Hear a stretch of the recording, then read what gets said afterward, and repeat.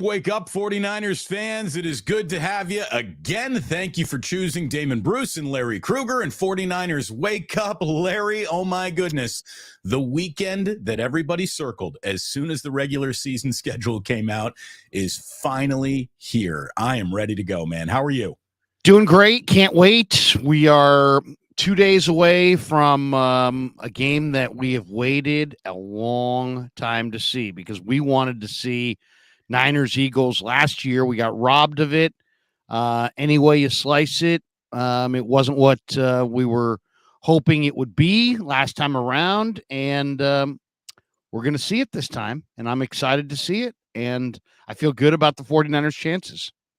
Look, there's no greater X factor to change what could be the possible outcome of a game than having a quarterback who is basically statistically leading the league in all important categories playing in that game. And that quarterback is Brock Purdy.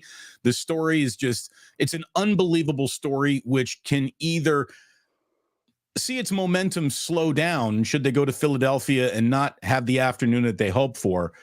But Larry, looking at the other side of that coin, I mean, this is the weekend where Brock Purdy can absolutely become a household name if he isn't one already. I think that the path to beat the Eagles comes directly off of his right arm. I mean, this is a team that can be had in its secondary.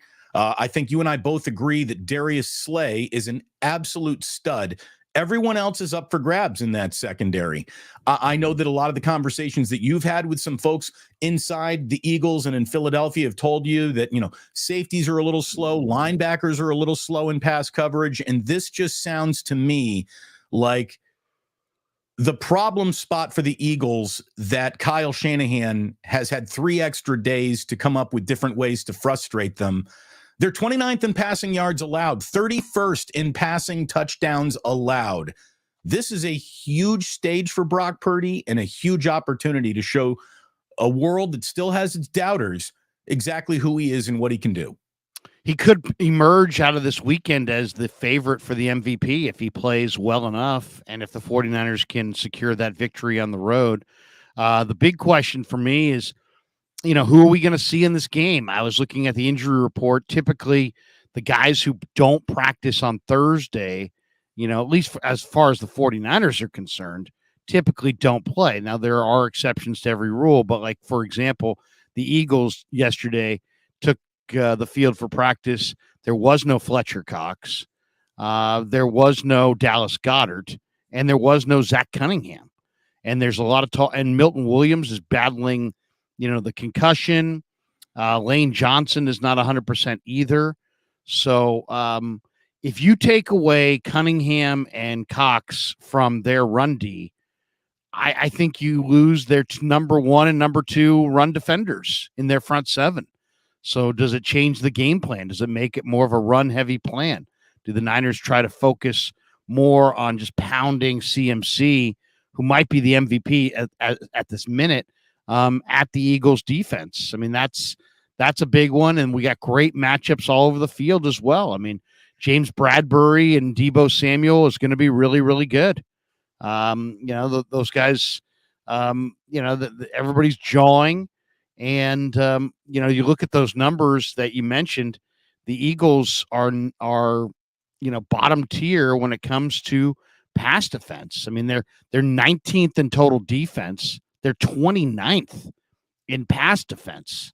So, to me, the one area of the field where the 49ers have a clear advantage is the middle. They don't have Chauncey Gardner-Johnson anymore. They picked up Kevin Byard. Byard is a tremendous player, but, the 49ers really live in the middle of that field, whether it be with Kittle, Ayuk, CMC, Deebo, Juwan Jennings. I mean, they live in the intermediate middle. And I think that's where the Eagles are ripe for the picking. So can the Niners, it's all theoretical till you get out there on the field, with the wind howling and the fans going crazy and, whatever weather. It's supposed to be going to be in the 50s. So the weather, the interesting little revelation of yesterday, I thought, Damon, was Brock Purdy telling us that if it rains a little, he won't wear a glove, but if it rains a lot, he may put on a glove. And he's done it before at Iowa State. So we may see Purdy throwing the ball, a wet ball, but with a glove. We'll see. Will he go double gloves or just glove on the throwing hand? We going full Michael Jackson? I think it could be just glove on the throwing hand for better grip. Something to keep an eye on. I was like you, Larry, coming up with different ways to talk about this game all week long. And I think maybe the single biggest one-on-one matchup, because if this matchup can be gobbled up one-on-one, it springs George Kittle. It springs Kyle Juszczyk. It springs it just Colton McKivitz and Hassan Reddick. If Colton McKivitz can handle Hassan Reddick, then you don't have Kittle there. You don't have Juszczyk there having to double team, keep an eye on this incredibly destructive pass rusher. And if McKivitz can really handle that job, now all of a sudden you got 3 guys out in that pattern, which is something that we were talking about a few weeks ago. And George Kittle and Juszczyk taking advantage of slower, harder to defend in terms of pass defenders, linebackers and safeties. I mean, that's where an awful lot of yardage is. You talk about the middle of the field. I mean, you're telling me Kyle hasn't spent all week long looking for the slowest linebacker and how he can isolate Christian McCaffrey on that linebacker coming out of the backfield. This is the tic-tac-toe that Kyle's been playing all week long. All week long, he is looking for that one play, that one matchup that's an 8-yard slant to the wrong guy, and then all of a sudden it is goodbye. And this is the chess game that we're going to watch unfold this Sunday. It is the final final month of the year. It's the final stretch of the year. It begins with the final billing game of the year. And look, give the Eagles an awful lot of credit. They've been in the game of the year like 2 or 3 different times this year. They are, as you and I talked about, a little bit beat up, reflected in their practice report, reflected in those defensive snap counts over the last couple of weeks. They certainly do take their toll. This is a sport that taxes bodies, and I think the Eagles have been paying an awful lot of that tax. So it feels like, if you could set up the scenario for this game to go and be played under, the Niners would dial up an awful lot of what has happened here coming into this game. And the question will be now, will they take advantage of it? It's amazing to me how the spread to me is amazing. The Niners -3. It's amazing to me the number of people that don't feel like this is going to be a particularly close game, and they feel like the Niners are going to wind up winning big. I guess I just can't allow myself to think like that, just because I've got great respect for the run that Philly's on and how much talent they have. But to me, these are undoubtedly the 2 best teams in the conference. And I've been pointing to this game since the schedule came out. I mean, really, I mean, it's the 49ers feel like they have some unfinished business. And I wasn't sure which games, we were going through the schedule at the beginning of the year, which games the Niners would show up for, which games they wouldn't. Is this a win? Is that a loss? It's always hard to do. When the schedule comes out in May, it's equally hard to do in July and training camp. You do it again at the beginning of the regular season and you start to kind of project. But the one thing I've projected all year is that the 49ers are going to show up for this game in Philadelphia. And just from being in the locker room this week, they're loose. Well, that's they're loose. What I ask you. You've been around the team. You can get the sense of, a team that's feeling pressure. You get the sense of a team that's feeling loose and confident in itself. And that's what you picked up, huh? Very loose team. I wouldn't call it cockiness. They know the task that they have in front of them. They know how good Philadelphia is. They know what a tough place that is to play. They got nothing but respect for their opponent here, but they're not walking into this thing going, "Oh, shucks, I don't know." They think they're pretty good. Ambry Thomas said, "Hey, we got a lot of good players in this room."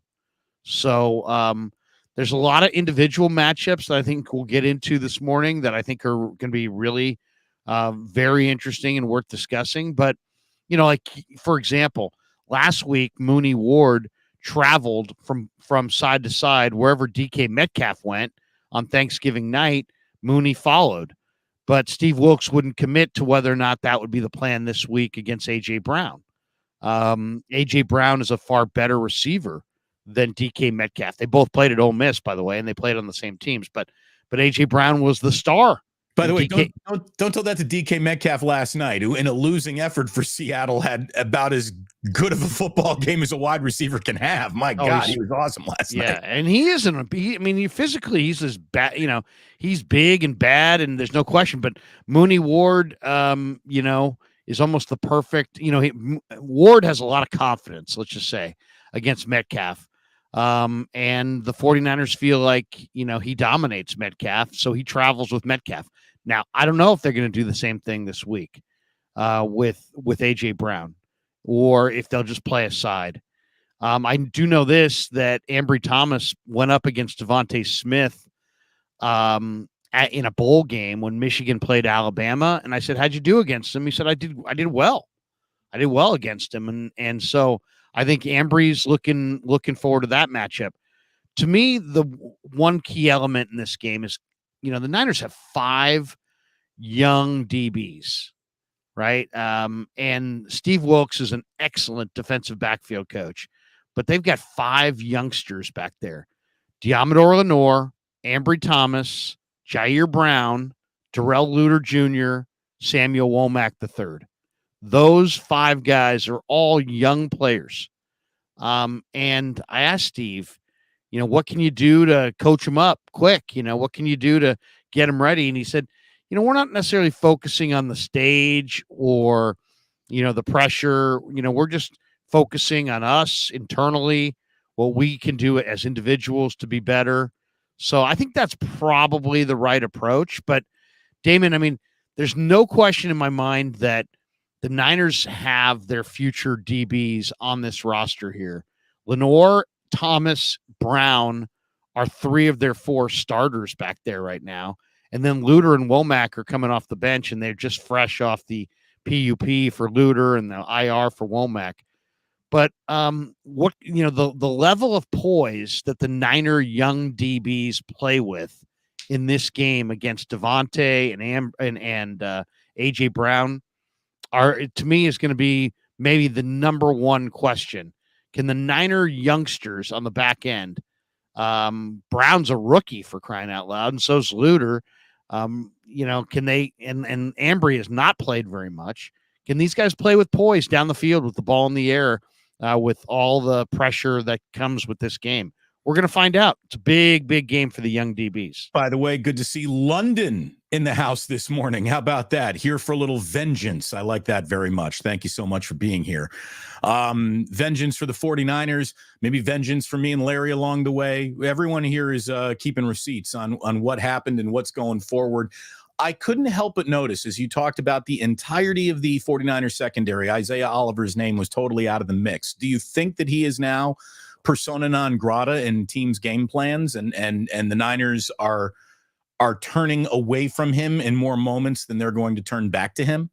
Well, Steve likes him a lot. I think Steve Wilks, that is, had a lot to do with Oliver being here, but he's clearly, their 3 best corners are Mooney, Lenore, and Ambry.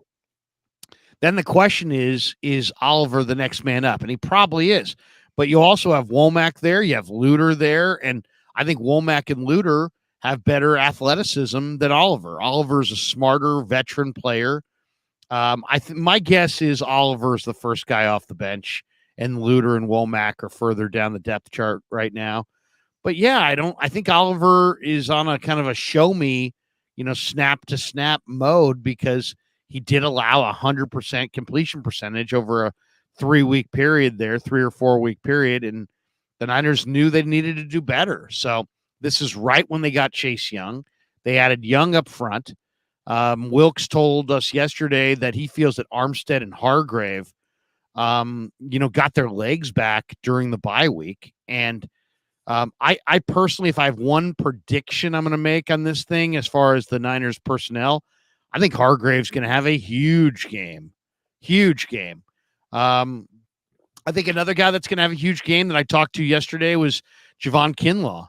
I went up to Kinlaw and I said, hey, man, everybody's talking about that Ambry interception. You bull rushed the hell out of that center on that play. He had a huge smile and he's like, gave me a dap. And he's like, thanks, man. Appreciate it. He had the bull rush of bull rushes last week that led to that Ambry interception. Kinlaw knows what that film looked like when the Niners played the Eagles. He knows what people were saying about him. So I expect Kinlaw to fire. I expect Javon Hargrave to have a phenomenal game. And the Niner defensive front line has looked really good since they added Chase Young. Just want to say good morning to everyone. It is so good to have you here. Thanks for stopping by. It's 49ers Wake Up. Damon Bruce and Larry Krueger. We're getting you ready for the game of the year in Philadelphia. Some early places to have your eyeballs in this game in terms of early indicators, how the entire day might go. The first thing I'm looking at speaks directly to what you're just talking about with Kinlaw and Hargrave. What kind of pocket is Jalen Hurts looking at? What kind of pocket does he have in that first quarter? Is the Philadelphia offensive line, kind of living up to their reputation as this really good run blocking unit, pass blocking, maybe a little bit less so. And now it's up to Hurts to keep plays alive with his legs. And boy, he is fantastic at that. He really is. But how comfortable is Jalen Hurts in a pocket is one of the first boxes to check I'm going to be looking at. And then beyond that, Larry, when the Eagles have the ball, I don't know if there's going to be a more important down for the 49ers than first down. I think first down is where this game is won or lost for the 49ers defensively. Keeping the Eagles out of third and manageable, fourth and short has to be at the top of Steve Wilkes' game plan, because they really are the same way the Yankees used to play 8-inning games, because you had Mariano Rivera, like God's perfect closer, basically waiting for you in the ninth. They were playing 8-inning games. That's an incredible advantage. The Eagles are playing as if fourth and short doesn't even matter or exist. That is an incredible advantage. And the way you stop the brotherly shove, this is something that we've talked about this year, is to avoid the situation that sets up the brotherly shove is coming. And that means staying out of fourth and short, staying out of third and short. And first down is the down of the game, I think, for the 49ers defense. And it's not sexy. It's probably going to be, we all talk about lean in for third down, lean in for fourth down, because these are more important than first or second. Well, not really. Not really, they aren't. One of the reasons why the Niners have been a monster this year is because of how good they've been on first and second down. If you don't see third down, that's a good afternoon for your offense. So I just think that is, as you're looking to settle into your couch and settle into the game, and what do you need to be looking at other than, wide receivers and cornerback matchups and the scoreboard? How's that pocket look for Hurts? And what are the Eagles not doing on first down? I think that's where an awful lot of this game plan has to be. Yeah, I agree. First and second down for sure. I mean, the key guy, I think, is Nick Bosa. Because Bosa, when he's really going well, can draw penalties on offensive linemen as well as any defensive lineman in football. He puts a ton of pressure on you, and you have to clutch, and you have to grab, and you got to hold, and you got to hook them, and you got to try to cheat as much as you possibly can. We asked Nick this week about the matchups, and he's like, hey, this is a veteran savvy line, and they clutch and grab as well as any team out there. And when he was asked about how do you defend Hurts, he's like, we really have to rush as one. And what he's talking about there is that, the one thing is, to me, the wild card with the Eagles, what makes the Eagles offense really on a different level and one of the most difficult in all of football to defend is you have a running game with DeAndre Swift and Hurts onto some designed runs. They also have Boston Scott, Kenneth Gainwell. They can run the ball. They got a big physical offensive line. They can run the ball. Then they have two number one receivers, right? And then Goddard, who's probably not going to go in this game, is as good a receiving tight end as there is. He's 6'5" and in his prime. So you've got great weapons. You got a quarterback that can run, and you've got designed runs, and then you've got a running game that's really strong and a strong offensive line. So they check all the boxes. Where they get next level-esque is scrambling. So what Bosa's talking about is whether, they did a great job last week. If you go back and watch that all 22 against Seattle, they shrunk the pocket on Geno. As much as they rushed him, they shrunk the pocket. And almost on every sack, it was like two 49ers coming from different angles, pinching him in there. Yeah. They didn't give him a run lane to escape out to. And I think that, to me, is the number one thing in this game on the Niners' defensive side of the ball, is they have to rush in lanes, and they have to rush as one, and they cannot give Jalen Hurts an obvious run lane, because no matter what pass play they call, if he holds the ball more than any quarterback in football, that's why he's taken the sacks that he's taken. And that's also why he puts so much pressure on a defense. But he'll drop back to pass. He'll survey the field. He then, because you're playing, TE games and guys are all over the place, if you give him an open run lane, he is very patient and will take it and go on to the next play. So that is the backbreaker. And that's the thing that is so deflating for defensive linemen, is when he scrambles, when everything's covered and the rush is great and he's got nowhere to go with it, and then he scrambles for a first down. And that is what's so deflating. So they have to make sure that they rush as one and keep him hemmed in. Both these teams are top 10 in total yards, in yards per play, in rushing yards. There is an efficiency that both these teams have played with all year. The 49ers very dramatically showing it to you, maybe more often than the Eagles have, because the Eagles have been in a few more dogfight games. But again, I respect the dog that wins the dogfights. 10-1, whether it be large margin of victory or small margin of victory, is 10-1. And you can't argue with 10-1 on a football field. You can't argue with a team that has yet to lose a game at home. And that's who the Eagles are. So huge week for Kyle Shanahan. Obviously the players decide what's going to happen. But when I think of, what is Kyle's incomplete? Larry, I think you and I have a tremendous amount of respect for who he is, what he does, and even the shortcoming of having not won a Super Bowl is something that you and I have always been able to look beyond to find the actual coach that is there. And I know that there are a bunch of fans that still want him to have that fourth quarter come from behind win that is absent in his resume as 49ers head coach. I can still see beyond that, though. I really do. But this is another one of those, this is a big game. Whether you want to admit it or not, it's not a playoff game, but in a weird way, it's going to affect a path in the playoffs so dramatically, possibly. It almost is. I did a segment this week, said this is the NFL's version of an in-season tournament. The in-season tournament is there to manufacture pretend consequence for disposable early season NBA games. This is a game that has consequence attached to it. And therefore, it's a big game, and therefore, Kyle's going to be under an even harsher microscope. If they lose, then he will be applauded should they win. Because if they win, it's still not the big one. But if they lose, everyone will say, well, it was a big game, and Kyle lost it. I think it's a huge week for Shanahan. And if there were 1 week in the year for one opponent that he could get 3 extra days of prep for, I think he would have chosen this game. I mean, it's set up the best it possibly could be for a game that's not a home game for the Niners, isn't it? I mean, I think so. I mean, other than the fact it's in Philly. Right. That's the only thing that doesn't make it the perfect scenario to go win in. You're in a tough environment, but beyond that, this is the perfect setup. It really is. Eagles coming in a little gassed and tired. You got extra rest. Everyone's got a little bit of a chip on their shoulder. Like you said, the entire locker room knows the magnitude of the game, but is still nice and loose. This team has played better in its 3 weeks.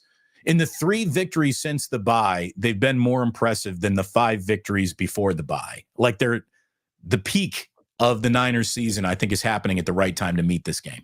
They're rounding into form. It's clear on both sides of the ball. They're also kind of a team that's been there and done it. So, as far as they've gone to Super Bowls, they've gone to Super Bowl, they've gone to NFC Championship games. So they're familiar with, okay, it's now the real season. It's time to play. I just always felt like, teams that are on the on the come up, a young Sacramento Kings team this year in the NFL, the Detroit Lions, those teams play hard early on, trying to kind of define, who they are and kind of change their culture. There's no changing of the Niner culture. It's been established. They're playing for the Super Bowl. And I'm not saying you pace yourself, but you're keenly aware that you can't, that you have to get wins early in the year, but you really have to be peaking towards the end of the year. And I think that's, when you've run the marathon and you've been there at the end of the year and you realize, that it takes your best at the end, I think there's some tendency to let off the gas a little bit, or to, kind of take it as I don't know, maybe you're not quite as fired up in the regular season, but I just think the 49ers know that it's go time now, and they're playing at a really high level. I think they're focused, they're determined, but what is this game really going to determine? It's not going to determine anything, really, because the 49ers still going to have like a 60 or 70% chance of playing the NFC Championship game back in Philadelphia, even if they win this game. Right. So I think it's more than anything trying to, serve a message to the Eagles that as good as you guys think you are, we're your equal and then some. And I think the and then some is going to be on the field on full display come Sunday. When you look at who is trying to come up with the 1 seed and home field throughout and all that, you'd think that sitting at 10-1, you'd be a little bit on easy street, but it's not like that at all for the Eagles. I mean, the Eagles have broken their backs getting to 10-1. I mean, look at some of the wins that they've just put up in this recent streak. They're winning at Arrowhead. They're beating the Bills in an overtime game that was just a slugfest. Now you got the San Francisco 49ers, a team that could make an argument we might be the best team in football. After that, they got a Dallas Cowboys team that is really tough to beat at home and just, played some, maybe not defensively, but offensively kind of out of its mind football when it needed to happen last night. There is a shot that the 49ers with a win here could set up a scenario that has Eagles fans 2-3 weeks from now talking about, well, did we peak too early? Or just, the schedule finally got to us. We were 10-1, and then all of a sudden we were 10-3 because back-to-back losses, Niners and Cowboys. And if that happens, let's go. Let's see if this NFC title game might not make it to Levi's after all. And the Lions are still going to be heard from, Larry. Lions got a little bit of a cush schedule. They lost a game on Thanksgiving they shouldn't have. And that might screw up their game plan to be hosting an NFC title game. But I refuse to believe in Detroit or be worried about Detroit. I would be worried a little bit about the Cowboys and the Eagles if you're the 49ers. And that's it. I mean, those are the 2 teams that I think you really got to worry about come postseason and how it might all shake out. So this is just, we got good football. I mean, that's it. Well, I hope we get a game that matches the resumes that these 2 teams bring in. And if for any reason the 49ers do go in there, live up to the hype that Las Vegas thinks they're going to live up to, and win decisively, the kind of win that's got everybody leading their show with how good the Niners looked on Monday, even shows that don't like the Niners. That's going to be a real sea change in this season. So, look good, feel good, play good. The amount of feel good that would come out of this game for the 49ers if they're able to win it is just another reason why they got to go get it. And I think Kyle knows that. I think Brock knows that. I think the entire team knows that. This is a big one. This is a big one. It's huge. The thing that worries me, Larry, let me ask you this big, broad question. The thing that worries me is that the Eagles, and we've seen it, they can play a bad half and still win a game.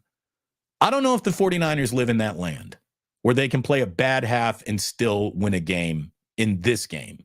The Eagles, I don't know how they have covered up all of their mistakes with execution when it matters the most or just being a bully when it matters the most. But the Eagles have played poorly and won. The Niners, when they've played poorly this year, have lost all three of those games. So do you think the Niners can have a bad first half, be down at halftime, and still win this game? Because I don't either. No, I think they got a fire in both halves. I mean, Philly is in a weird spot. They've been outgained by a combined 339 yards in their past three games against Buffalo, Kansas City, and Dallas. Ooh, hold all on, playoff teams. I'm going to use that later today. I haven't even seen that. 339 over their last three. Outgained by a combined 339 yards past three games. And they found ways to win these games. So, they are living right, and they find a way, they find a way. It's to me, that's really one of the interesting angles on this game is just that Philly has been able to win these games even when they're not necessarily playing great football. So they have an ability to turn it on. And at halftime of this last game against Buffalo, Jalen Hurts had 2 turnovers. He had thrown for 33 yards and they just looked dead. And then all of a sudden, boom, boom, boom, boom, boom. And they beat Buffalo, and Hurts played almost a perfect second half and overtime.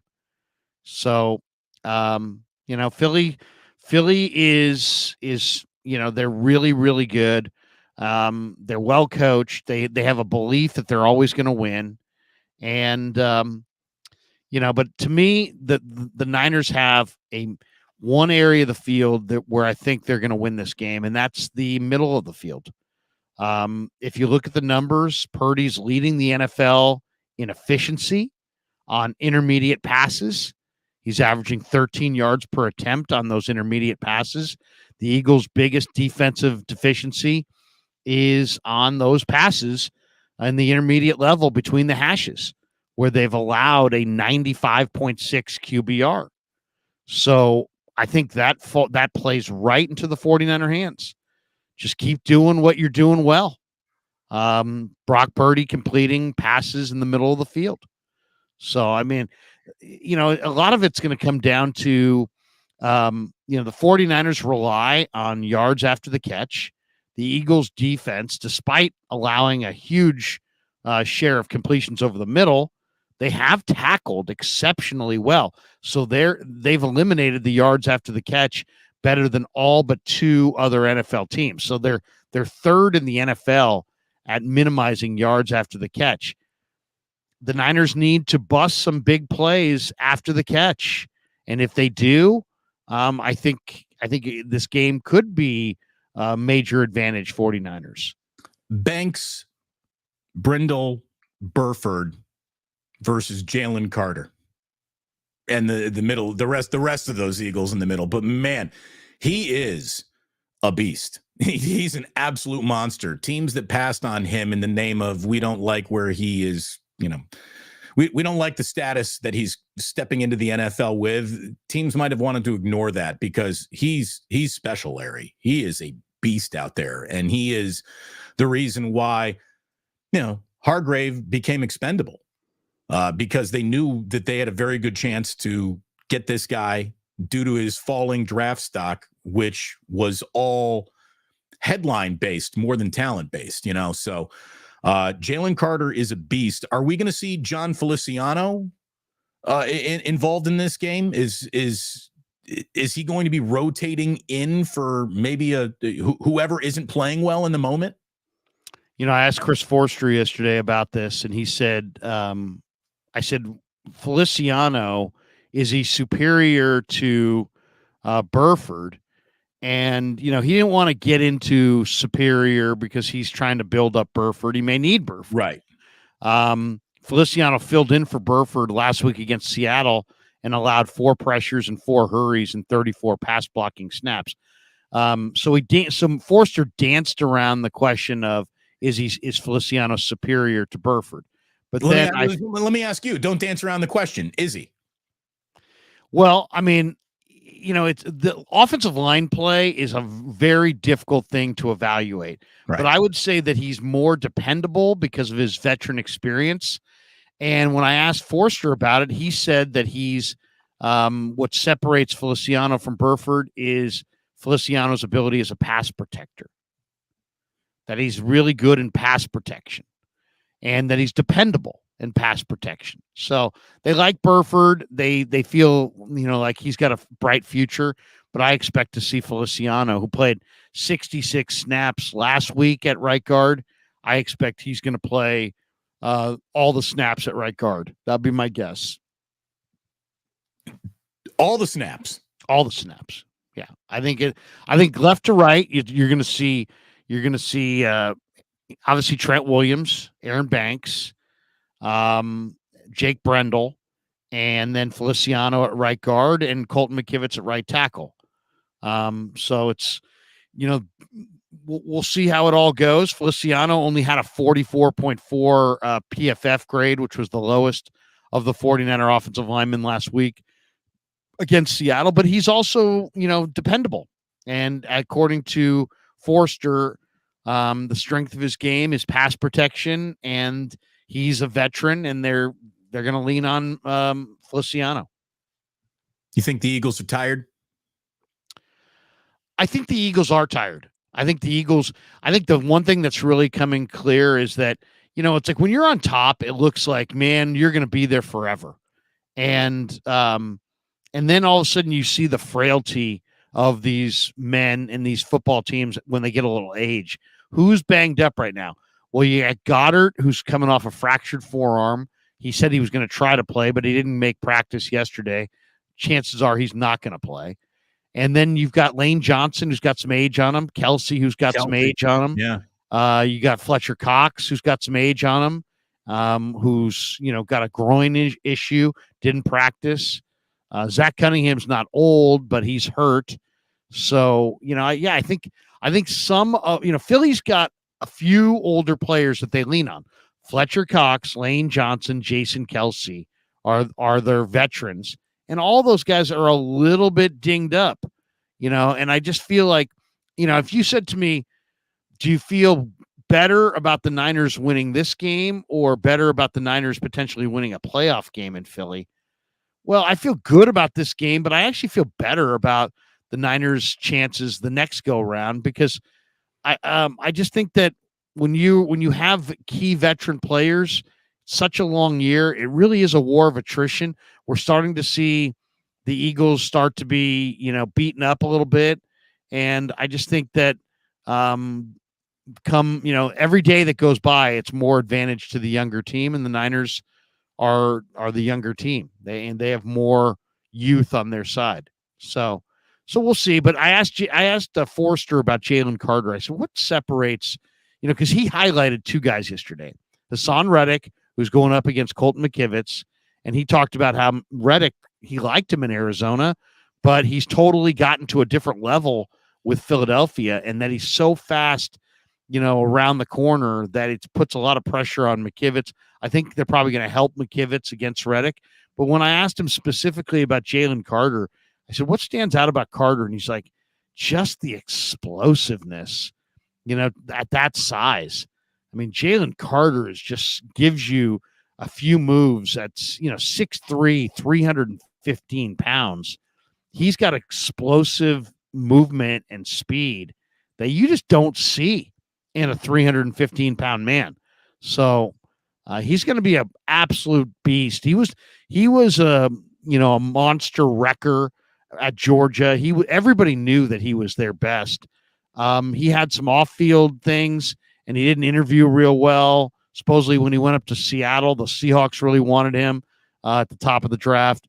He didn't work out well. He didn't interview well. They kind of felt like maybe he didn't want to play in the Pacific Northwest, and so they went with Devin Witherspoon. But yeah, Jalen Carter is a spectacular talent. And you know who he reminds me of a little bit is Vita Vea. Oh, he's way faster. Vita Vea is bigger and broader, but this guy is like, to me, he reminds me of like kind of a young Reggie White. Well, come on, you just can't go a young Reggie White. It's like every good quarterback is a young Tom Brady. Come on, Reggie White's one of the greatest football players ever. And this guy's got some of the greatest talent I've ever seen. I mean, we're talking about a 315-pound guy who ran 4.95, and supposedly, could have run faster. Some people feel like he's a 4.7 guy that just kind of didn't really run well, and showed up at 4.95.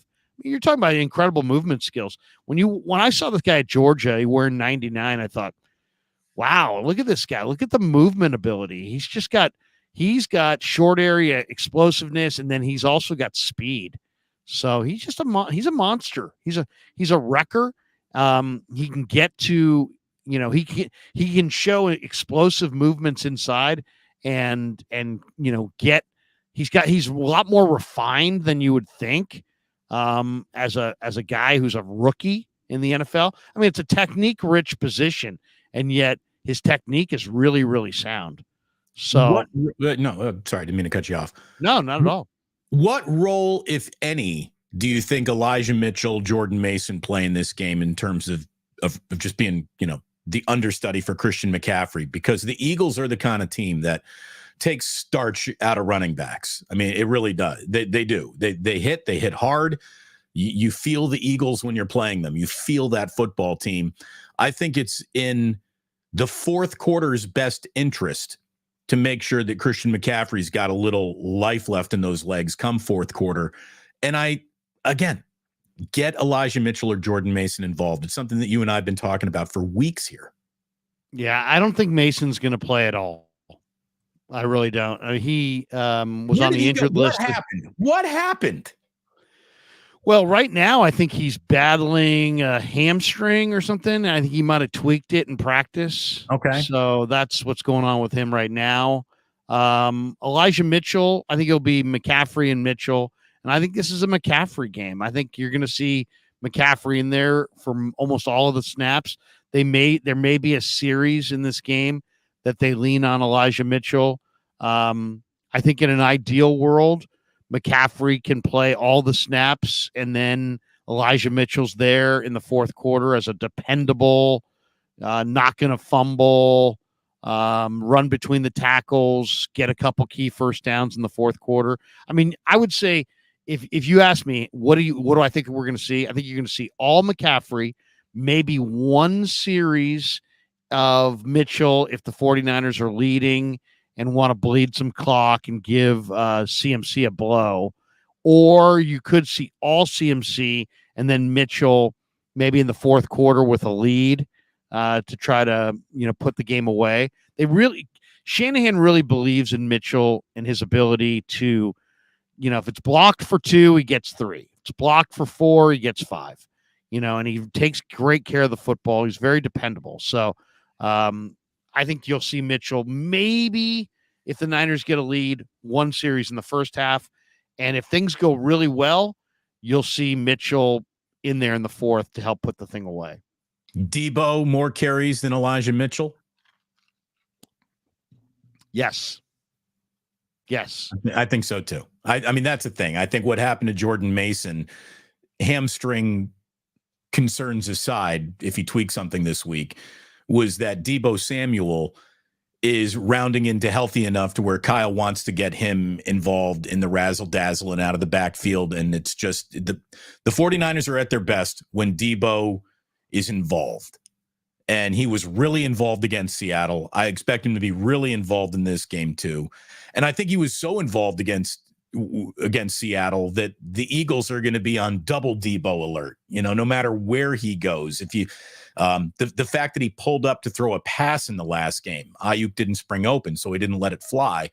But I think that's got to be on the mind of the Eagles. The one coach that we haven't talked about at all is Sirianni, who, is look, I don't know how good he is anywhere else, but he seems to be a really good head coach of the Philadelphia Eagles, man. Whatever he's putting down, that team is picking up, and he's a little fiery. He's got some red ass in him. He yells at fans when he's walking off the field. Sirianni is a coach that you hate when he's coaching against you. If he were your coach, you'd probably like him, I guess. I mean, to me, he rubs me wrong, man. I just do not like Sirianni. I just think what other coach can you think of mugs for the camera? I mean, he did that in a game. I don't know. I mean, coaches should coach, and I don't think coaches should talk on the field to fans and that kind of thing. This guy will scream at fans, and he's a different cat for sure. I mean, you can't say anything about his coaching. I mean, he's done some incredible things as a coach. I mean, his team's ready to play, and they play smart, and there's an intensity about him, and maybe his team has to cash the checks that his mouth writes, but it seems like he's emotional, he's volatile, he's Philly. Here's one of the reasons I can't stand him. Here he is right here. This is him in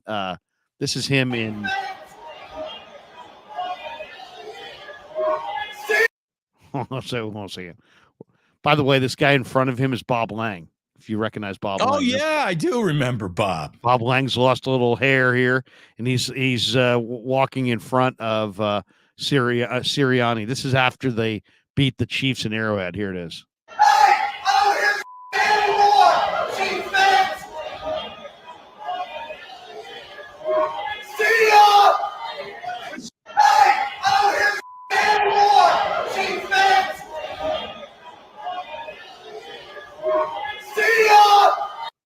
I mean, I don't mind emotion. I don't mind that. But yeah, yelling at fans and swearing at him walking off the field, it probably is a little conduct unbecoming an NFL head coach. But I think I don't know, man. I don't know.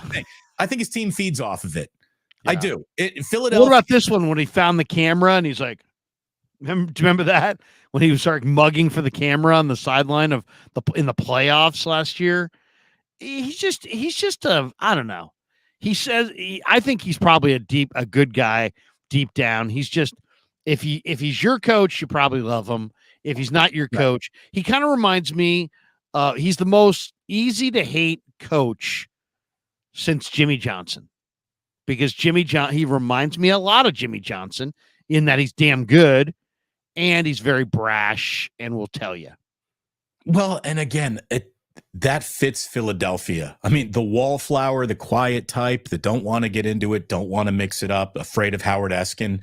Like, that doesn't do well in Philadelphia, I mean, right. You need to be there's a town where having an awful lot of I'm a dickhead too in your DNA will help you. Well, supposedly he listens to the song from Rocky IV, No Shortcut Home.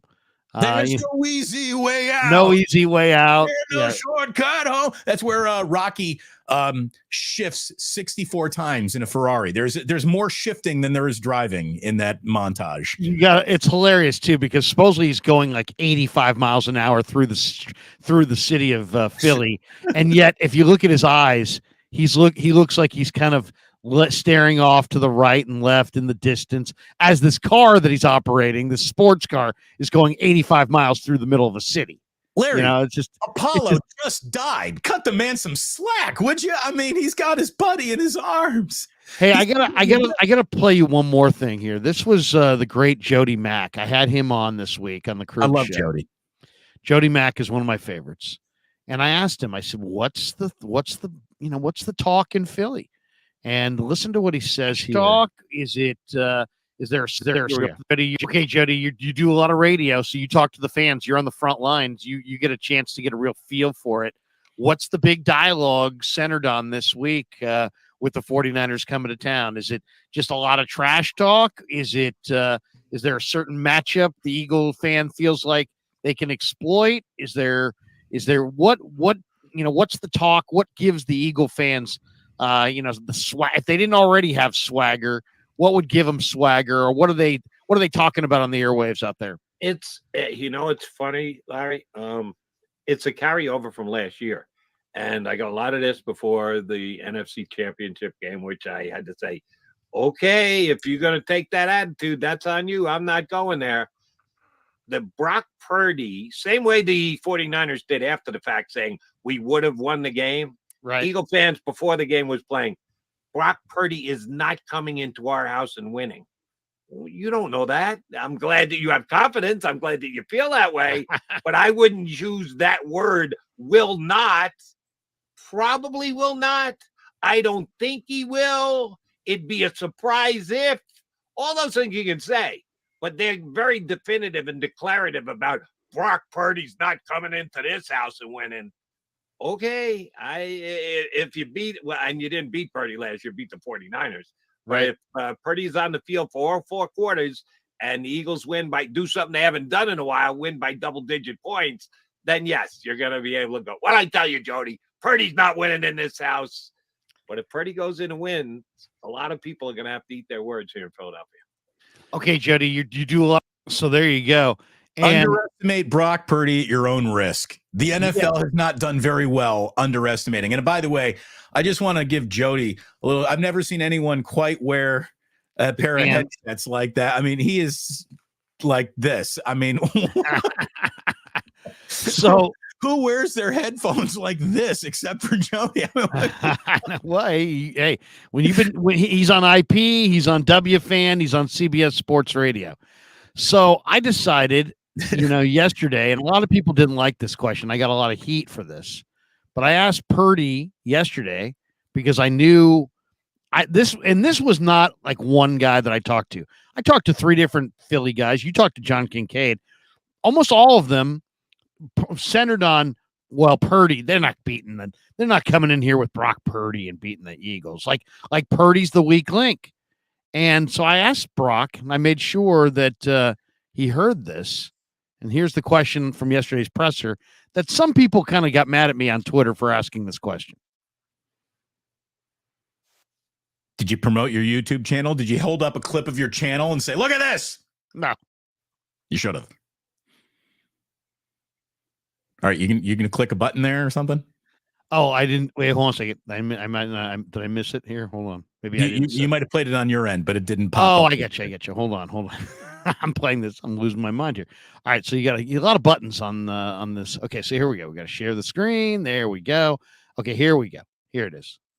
Brock, the media people I've talked to this week describing the dialogue around this game said that the Philly people feel like specifically you are the weak link. I know you say you play with a chip on your shoulder. How does that motivate you in any way that the perception is that you're the weak link? Yeah, that's the first time I've heard that, so I don't really know exactly how I feel about that. They think that's fine. Yeah, I don't really know. I'm playing quarterback for the 49ers, and we have a good team. I'm just trying to do my job and help them win. So, yeah. So there you go. And it wasn't my favorite question to ask. It's me. I'm a Purdy believer, but I heard it enough times this week, and I thought, you know what, this is a guy who absolutely plays with a chip on his shoulder, absolutely takes notice of what's being said. Let's add a little chip to that chip. And you saw it there. He smiled and everything, but he took notice of it. And we'll see how he plays on Sunday. And we'll see how Philly fans feel about him being the weak link. Because and I know that not only has he not been the weak link, he has led them to this point. He is the number one reason that the 49ers are playing so good. And I think he's got to be part of the reason why they win this game. If they win this game, I mean, there's a secondary to be taken advantage of, and that's not the job of the running back or the offensive tackle to take care. It's the quarterback's job to take advantage of that weakness, and it's his job. I think it's getting yelled at in the chat here. Larry Irwin Kwong. Larry equals Brock's gas man. #motivation. This is what Bazzi Mian. I agree with you here. He says, thank you for the donation. He says, reminds me of his reaction to Patrick Peterson. Kind of, yeah. When he's like, "Oh, is that Pat Pete? Did I go after him on that? Yeah, you did, and you did." Here's the thing: there are so many different, stations at the buffet table that a real, true pro NFL quarterback has to be good at, and one of those elements of, in order to serve a full meal, you got to have this too, is you got to have a good podium game. Brock Purdy's podium game is as much a 10-year NFL vet as some of the actual game footage that he puts out there. I mean, he really is a mature young kid, and he didn't take your total setup. Hey, Brock, in Philadelphia, they think you're a total pussy. What do you think about that, Brock? I mean, it's the way that he, just sloughed that off and said, I'm smart enough to not give anyone any bulletin board material. I'm just going to smile and tell you that I got a job to do and we got a good team. That's savvy, man. That's why this kid is not going to play for just a handful of years, but could have a decade-long career if he's healthy enough to have such a thing in the NFL. I mean, what I don't understand is how people pick and choose what is important only based on whether or not it helps make their argument about a quarterback. There are people who would want to dismiss an athlete and say, well, then look beyond the athletic prowess and then into the numbers. Let's get into the analytics. Let's get into the deep stats, the advanced metrics. Not only does Purdy, I think, absolutely amaze people with how much of an on-field athlete he really is. I mean, he's got great legs, he's got great footwork, he's got great speed, he's got pretty good burst, he can get to a corner. He's more of an athlete. You look at him, you underestimate him as an athlete. And that's where I think a lot of mistakes are made. Don't underestimate this kid as an actual athlete, because he might not have the body type, but boy, he's got the wiggle in him. He really does. And then he's got escapability. He's got the same thing that Mahomes has. They don't run fast, really, for the stopwatch. You wouldn't necessarily call Mahomes fast, but he can spurt away. You wouldn't necessarily call Purdy fast, but he's got he's got that 1-5-4 10-yard split, right, which is very similar to Tyreek Hill. Football. So, I mean, it's quickness. It's short area quickness. It's like JT Snow. JT Snow, if you're a Giants fan, one of the short area quickest guys you're going to find, it made him a Gold Glove first baseman. You put him on second base and somebody singles to center field, he's thrown out by 10 feet. Yeah, he's slow. He's not fast in a 40-yard deal. He's not fast in a sprint, but he's very quick. And that's what Purdy is. He's very, very quick. So if you want to denigrate the athlete and then say, well, it's deeper than that, you got to go inside the numbers. What I don't understand is how Brock Purdy, he's got the best numbers in football. Like, he's not at the top of he's not around the top of the list. It's him at the top of the list. I mean, one of the theories that I brought up with John Kincaid is that, look, if Brock Purdy were just perceived as cooler, like if his name were Johnny Laserbeam, and he wore the cool shades or something, like if he just checked the box of America thinks this guy's cool, however you check that box, I wouldn't know how, I'm not cool. But but however you go about checking that box, had Brock Purdy checked that box, I think a lot of people would be telling you, man, I really like this guy. Because the boxes that he does check are all this like, best passing ratio, best touchdown to pass ratio, best under pressure. Yeah. Exactly. He's the best against any defense you can throw at him. He's literally in a quadrant of a flow chart of every single NFL quarterback. He's in a quadrant that no other quarterback is even close to. And while operating behind an offensive line that's 28th in the NFL in pass block win rate. How come whenever Aaron Rodgers is having an MVP year, people will tell you, like, look at all these advanced metrics, and it just shows you that he's the MVP. But when it's Brock Purdy doing it, all of a sudden, these advanced metrics don't matter nearly as much. Like, that's and look at all the people who are yelling for CMC to be the MVP, when really it's been a quarterback award, and Brock's number one in all these categories. Do you think that, if Mahomes was number one in all these categories, people would be like, oh, yeah, he's the hands down MVP? Oh, it would be because it's Brock. It's like, oh, yeah, well, that's an aberration. Right. He's got to be somebody else. He's number one in the NFL in all these categories, but that's just happenstance. Like he's a Shanahan along for the ride there. Or here's the other one. If the Niners lose, Shanahan's got on the hot seat. Shanahan sucks. Shanahan, but then when it's time to talk about Brock winning the MVP, he's got Shanahan. Right. He's got Shanahan. Right. Not even factoring in that when Brock Purdy came off the bench in week 13 last year against the Dolphins, all non-Jimmy Garoppolo quarterbacks under Kyle Shanahan were 9-29. And yet Brock comes in, plays great, and suddenly he's got Shanahan. Beathard had Shanahan. Mullins had Shanahan. All these other donkeys that couldn't win. Jack had Shanahan. But suddenly Brock wins games, and it's Shanahan. So it's just another example of the argument and being able to redefine someone to just fit your argument more than be consistent with how you define someone. Jim Harbaugh is literally the Lord of Ann Arbor. Everything that happens in his fiefdom and his kingdom, he is the master of. He pulls every single puppet string. There is no detail or element of Michigan football that escapes him in any way, shape, or form, right until they get in a cheating scandal. And it's, Jim never knew. He was just a victim of circumstance. Jim Harbaugh had no idea who Connor Stallions even was. And he didn't know about any of this sign-stealing scandal. And Jim, who is a control freak, had no control over any of this. I mean, it's just ridiculous. Right. It's ridiculous. Like suddenly he's like a vendor in the big house. Right. Oh, he's lucky to be here. He had no idea. Get your popcorn. He's just suddenly just a guy walking around instead of like the czar that all is Michigan football. Let's go into some of these supers. Supers, yeah, absolutely. Let's get into it here. We love everyone. We see that the comments are flying. We just don't have time to read all of them. And people who pay for the shine, that they get priority. So what do we got, Larry?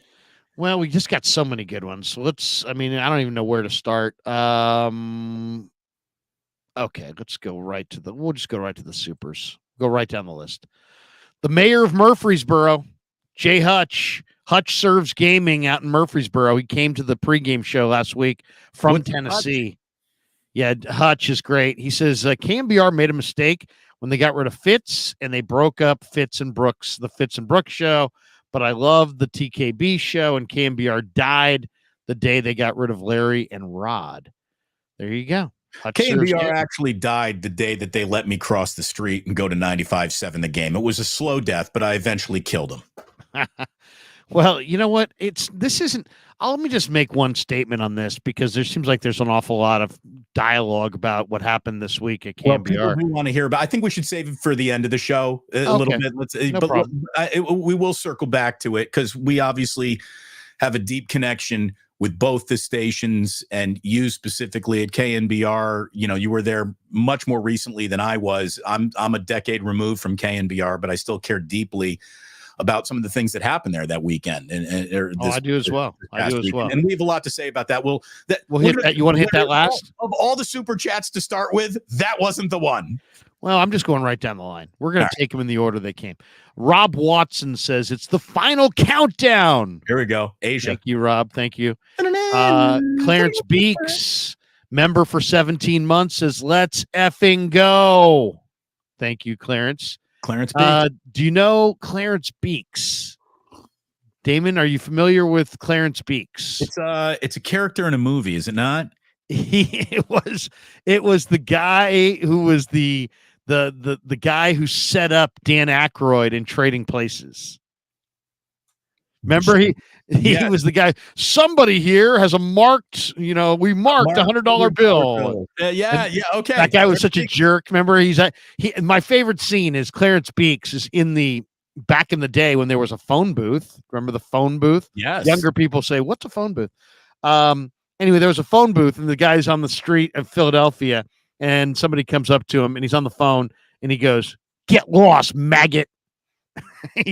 This guy was just ugly and just wrong in every way. It just shows you when you act like that and you treat people like that, at the end of the movie, you get stuck in a rubber gorilla suit and you get humped by an actual gorilla. That's right. That's There right. you go. Trading Places, which is best known for full frontal nudity from Jamie Curtis.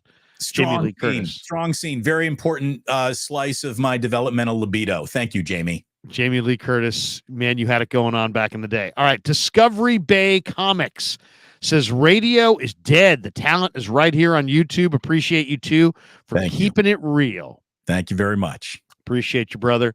Glass Half Full guy says, did you guys see Colin Cowherd's take that Purdy isn't the guy because he wears his hat backwards?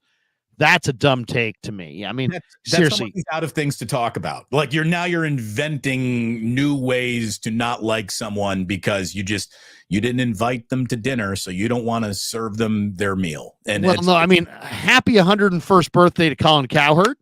Thank you. Congratulations on Colin for being 101 years old. I mean, seriously, if you want to sound like the old man, get off my lawn. You don't like Brock Purdy because he wore his hat backwards to a presser? Colin, seriously, check yourself, bro. Yeah, that's a bit. I mean, didn't we do that with Ken Griffey Jr. in a batting cage in 1987? I mean, come on, seriously. And Tom Brady's done it a ton. And who cares how you wear your hat?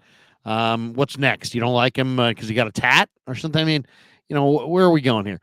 Oli Kao says, and if I butchered that, I apologize. He said, should we be worried about a letdown after a win against the Eagles? Hopefully no 3-game losing streak again. Well, no, because I think you got a really good game to get your full attention right after the Eagles too. Yeah. Seattle. I mean, Seattle is, look at it this way. Had Seattle won on Thursday Night Football, it would even be more of attention. But there's enough of a division rivalry there that I don't think I think his premise is wrong. The old saying, if your premise is wrong, your conclusion is wrong. I don't believe the Niners let down after Dallas. I think they ran into a really good defense on a wet day. They lost Debo. They lost Trent. They got McCaffrey hurt, and they still had a chance to win it, and the rookie kicker missed a kick. And then what happened the next week?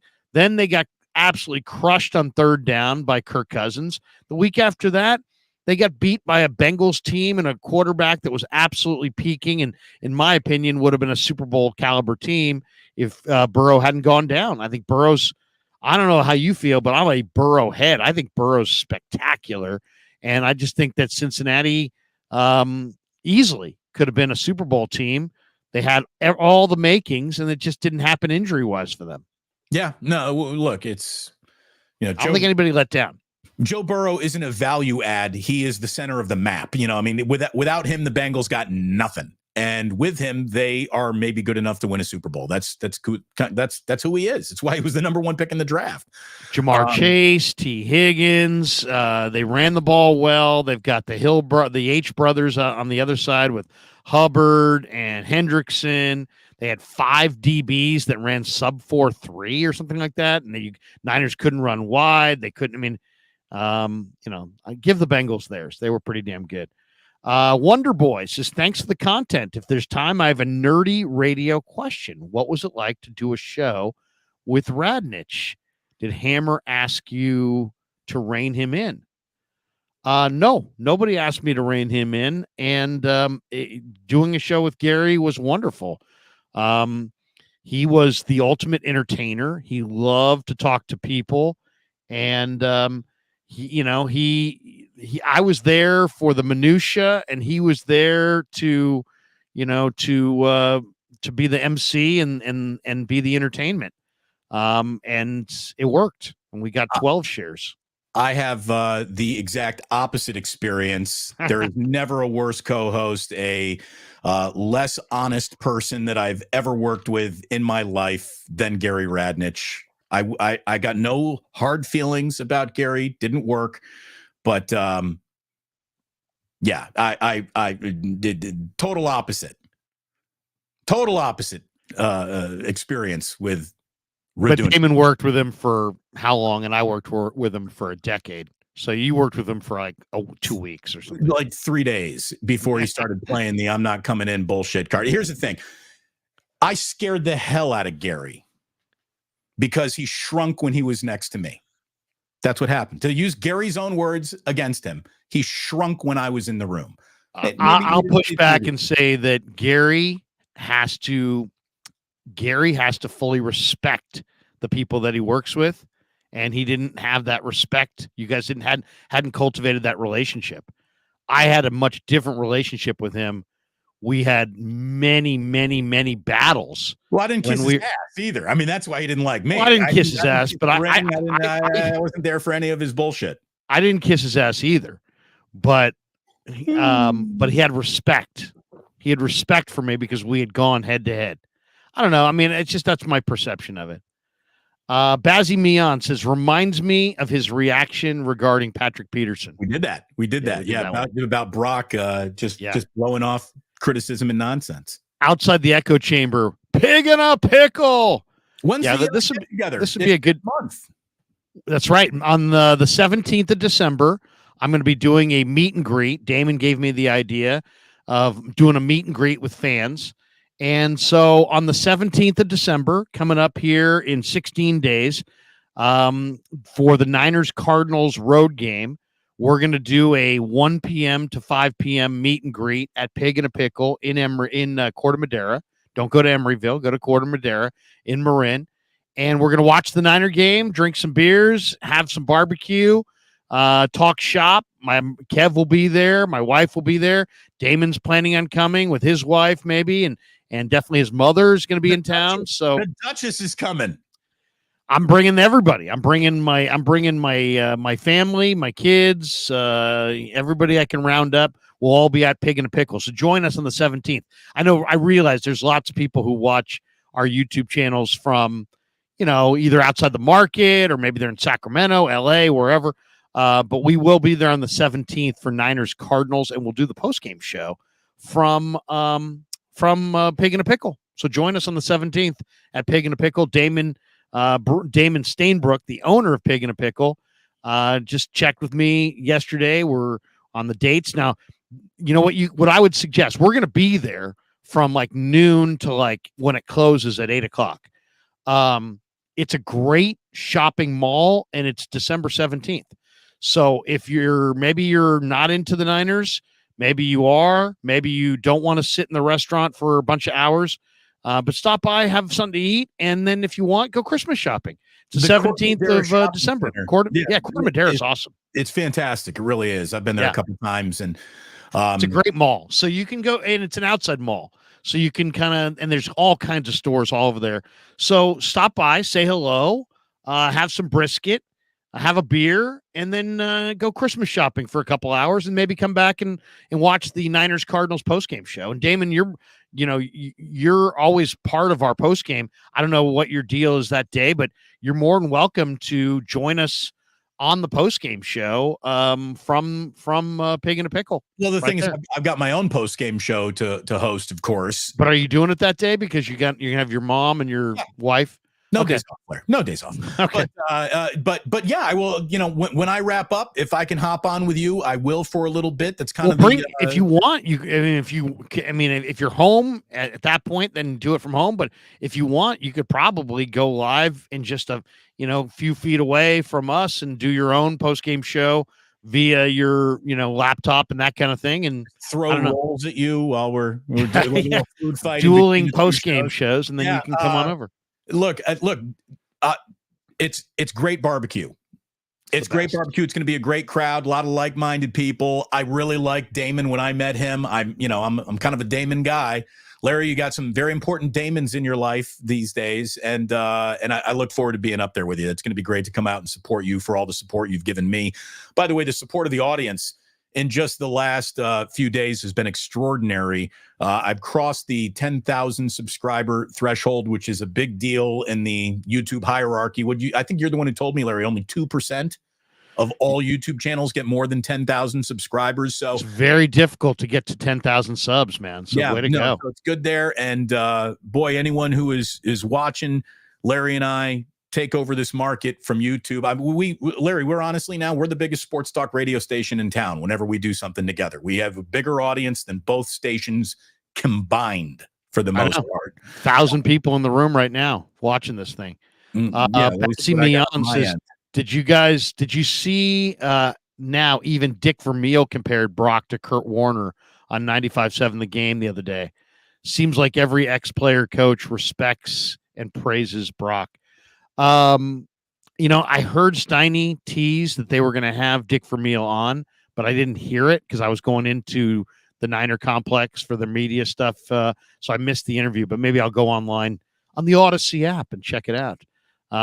Dick Vermeil is one of my favorites. One of my absolute favorites. I'm going to encourage everyone to avoid the Odyssey app. It's run by assholes. Rommel Ramos, the Desert Fox. For those of you who know your global history, he says, Larry, I'm curious as to what man cave or room you're in. Looks like a soundproof carpeted closet. It's a studio that I have in my home. And yes, when you do radio, if you've ever been in a radio studio, they'll have like these wall panels. Instead of using the wall panels, I had the carpenter who built the studio do pad and then carpet on the walls. So it is carpeted. It's 4 walls carpeted around here for sure. And that's what gives it the soundproofing so you don't have the echo. It's Larry's safe room. But I mean, this is it. This is master control here. I've got the TV, I've got the computer, I've got another computer, camera, lighting, everything. It's all right here. We will be dressing up the studio though during Christmas break. I've ordered a Krug Show neon light. I've got an on the air sign. I'm going to go with some paneling, probably going to take down some of these flags. Nothing against the flags. I like them, but we're going to kind of switch the look up, give you a little bit more of a little bit less 49er look and a little bit more of kind of just a broadcast studio look with some paneling. So that's the plan. We'll see where it goes. So you've already done some Christmas shopping for yourself is what you're saying. I told Kev, I said, hey, Jesse's got the last second sports neon. I said, I got to get a neon. So he's chasing it down. Okay. We'll see if he can get it. Clown Man says, I don't usually super chat, but Damon and Larry, I will absolutely acknowledge and recognize real sports talk without, quote, social derangement talking points like other radio shows. Thank you for the fresh air. Well, thank you. I don't know who's dabbling in social derangement. We have our own level of derangement over here, but it's usually applied to sports. So thank you very much, Clown Man, for being here and being a part of it. Strawberry React says week 13 last year was the week Brock Purdy came in for the injured Jimmy Garoppolo. Week 13 this year, Brock is now playing the team that knocked him out of the NFC Championship game full circle. Yeah, I think, it's funny. I was on Brock Purdy well before that point, right? And I can remember sitting in the press box at Levi's. And right when Jimmy went down, Caleb Homeras from the 49ers is sitting next to me. And I'd said so many things about Brock Purdy. He's like, hey, man, your boy's coming in. And I was so confident that he was going to do the job that I said, the 49ers just got a serious upgrade at quarterback. And I said it loud enough where people in the first row looked up at me like, are you a freaking nut? It's like, we just lost Jimmy Garoppolo, and now some 7th round guy that nobody's ever heard of is coming in, and you're saying they've got an upgrade. But I was convinced that he was better than Jimmy Garoppolo, even well before he played there.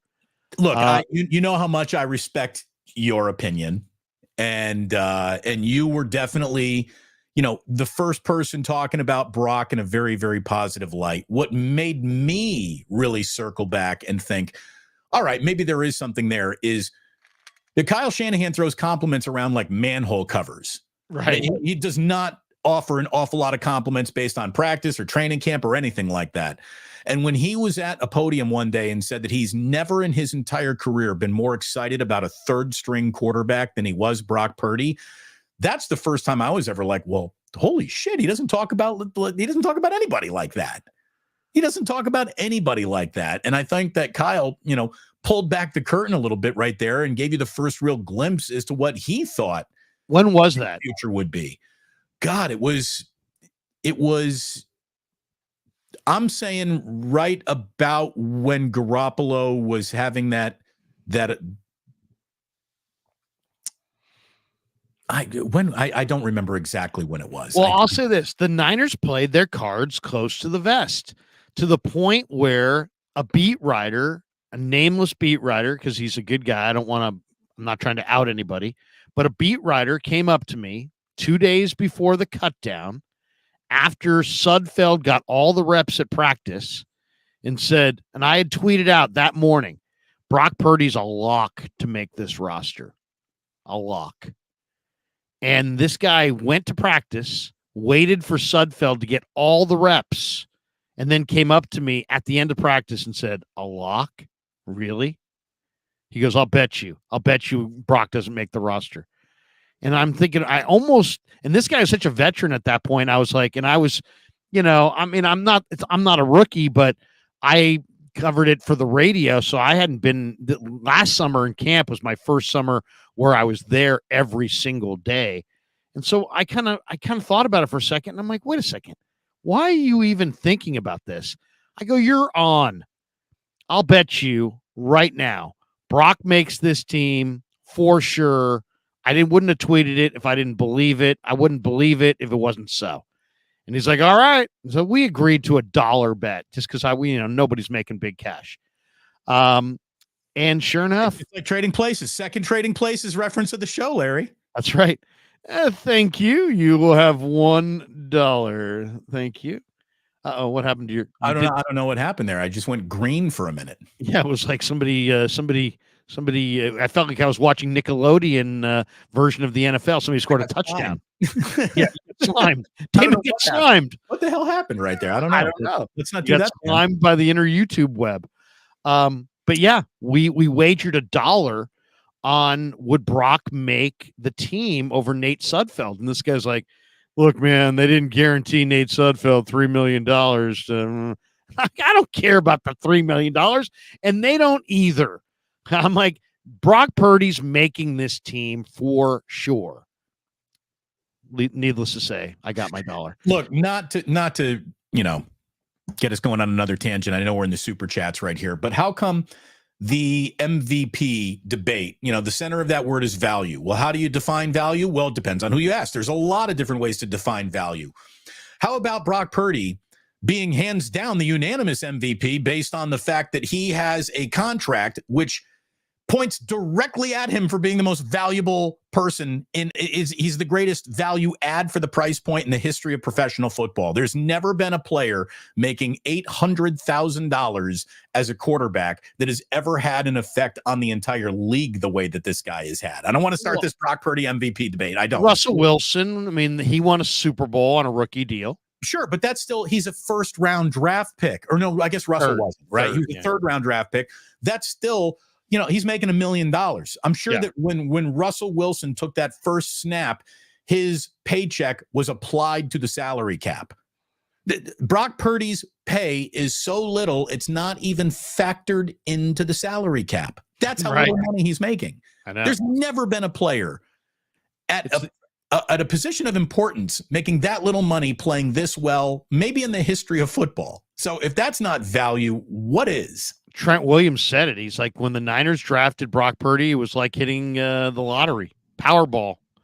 It absolutely is. I'm going to take it a step further.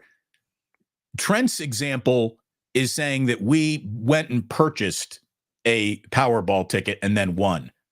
It's even better than that for the 49ers. It's like they were walking down the street, bent over and picked up a discarded Powerball ticket. And then that's the winner. I mean, they didn't even buy the lottery ticket. They just found it. That's how much of a value this guy has been. All right. I'll tell you the one other thing. The one thing that really did strike me on draft day, and I don't know if it struck other people. And granted, everybody's got a support system. Guys who can't play still have a support system. It deep down, it probably means nothing. But the room that Brock Purdy was in went crazy when he got drafted. Now, I'm not saying that other guys don't go crazy when their sons and friends get drafted in whatever round. But this is the last pick in the draft, and a whole room full of people were jumping up and down. Those people had either just total love for Brock, and no matter either way, it was his family, or they also kind of thought, you know what, this guy's pretty good. And it's like, I mean, I don't know. It struck me as like, wow. You know, I mean, there's a group of people watching this in Arizona somewhere, wherever Brock lives, who were like convinced that this was a great moment. And well, it was and look, let's be completely honest. You put Brock Purdy on another team's roster. You make him a top 5 pick and put him in a bad situation, which all top 5 picks are like by definition walking into. Are we looking at this story in the same light? Is it playing out the same way? Of course not. Situations dictate professional careers as much as talent does, as much as hard work does. Brock found the perfect situation to extract the greatest version of the player that he can be early in his career than he could have found anywhere else. I really believe that. So it was a perfect marriage. It really was. It was a guy who needed to be surrounded by talent, and a team that needed a quarterback who could play under pressure, and voila, it's all worked out. Kevin Woods has never trusted KNBR after they fired Bob France. Bob France. Wow. That's a name. Look at it this way. When we sit down to write the history of KNBR, Bob's name's not even in the book. So I believe that you thought that was the defining moment of the station. Yeah, Bob. When they let go of France, everything went south. I was out right there. Yeah. Oh my goodness, that is hilarious. Danny Madera says, Larry and Damon wish this morning show was daily. Traditional radio is dead to me. You guys are my go-to for Niners, Giants, and Warriors content. Niners win big Sunday, 31-17. Well, Danny, thank you. Thank you very, very much. And let me just tell you that 49ers wake up. Larry and I have got some plans for it. We're too late in this year to, I think, go forward with all the plan. But there's something here that we know that we have, and there is going to be more of what we know we have coming to you in the coming months and weeks and years, because the revolution has officially begun, and we think that we're at the center of it. So we're glad that you feel the same way, and more of us is coming to a YouTube near you. I can promise you that. Yeah. And by the way, we mentioned it last week, and we'll mention it again this week. We started with our good friend Charles, and Palmetto Superfoods as our sponsor. We're now searching for a brand new title sponsor of this show, 49er Wake Up, which we're planning on doing twice a week, Mondays and Fridays. And if you would like to be that sponsor, or your company, or somebody who has a company who would like to sponsor, we're driving a ton of people. It's easily the biggest YouTube audience in the morning here. Feel free, DM me, and a couple people have this week. We're kind of fleshing that out. We haven't come to any agreements yet, but if you want to have your company associated in any way with 49er Wake Up with Damon and I, reach out to either one of us, and we will discuss if we are mutually beneficial for one another. I think you're going to find that the rates to advertise on our YouTube show on 49er Wake Up is a great deal. C Mavo, hey C Mavo, throws in $10 just to say, hey, just throwing a tip across the bar. Thank you very much. Just there you go. Nancy Adams in the house says, to the best sports talk shows around, Damon and Larry. Thank you, Nancy. Appreciate Thank you, Nancy. Name Butler. Is that right? Name Butler. Says you should get the guy who scouted Purdy on the show. Dave in Toronto. Who was? Okay. Is there a definitive scout that we can attach to? He found Brock Purdy. There's a guy named Slowick, not the one who went to Houston, but Not another Bobby guy, Slowick, not Bobby Slowick, but I think Kevin Slowick. I've got to look it up. But John Lynch is credited a certain guy for banging the table for Brock Purdy. And you're right. We should try to reach out and get him on the show. It'd be great. And if the Niners go to the playoffs and if they go to the Super Bowl, there's going to be an awful lot of people seeking that young man out. I don't even know if he's a young man. Thank you, Dave in Toronto. Shout out Canada. Nancy Adams doubling back to the best sports talk show anywhere. Damon and Larry are the best in the Bay. Thank you, Nancy. Thank you, Nancy. All right, those are all of our supers for the moment. And Red Eye drops this one in. He says, Bob Greasy is said to have scouted Purdy. You mean Brian Greasy? I think Bob Greasy was his father, who was a great quarterback for the Miami Dolphins. And then Dusty Gold says, remember the days of Scotty Sterling on early KMBR. Well, look, Scotty Sterling is the former executive of the Sacramento Kings. And you're right. He's no longer with us, unfortunately. I interviewed Scotty many, many years ago. And I, as a young kid growing up in the Sunset District, I listened to a lot of the radio, and Scotty Sterling, Ralph, Dave Newhouse, Candido, these were the guys who I listened to as a young kid. I mean, we're talking about like sixth grade, doing my homework, in my room in the Sunset District, listening to KMBR, and listening to kind of the birth of this genre, which is known as sports radio. And my guy was Candido, but Scotty Sterling was in there as well. And Scotty then transitioned to be a basketball scout and then a basketball executive. And at one point was the lead scout for the Sacramento Kings.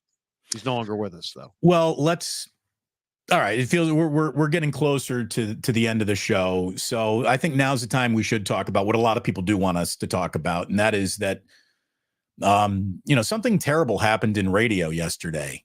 And KNBR let go of Paul McCaffrey, who had an 18-year run in the mornings in a major market. And whether he was your cup of tea or not, you have to tip your cap to an 18-year run AM drive major market performer who, look, you and I both know Paul McCaffrey. I worked with him. I did a show with him, Krug and Mac. Look, if there were ever a guy who would have been told, like, all right, so we are moving on from you, but we are going to give you a final day to say goodbye, he would have appreciated that, and he would have handled it, and he wouldn't have been a jerk about it. And like, a guy who's been on the air that long deserves a chance to say goodbye. And it sucks that didn't happen.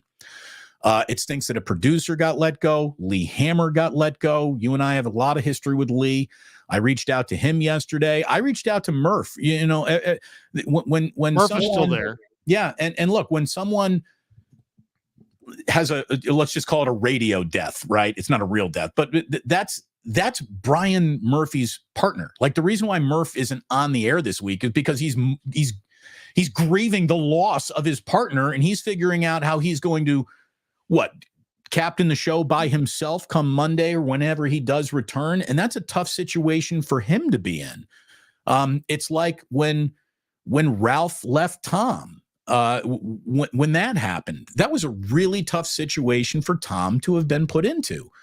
But you go forward because you see how fragile all these careers are, and you don't want to do anything that'll help them break your career.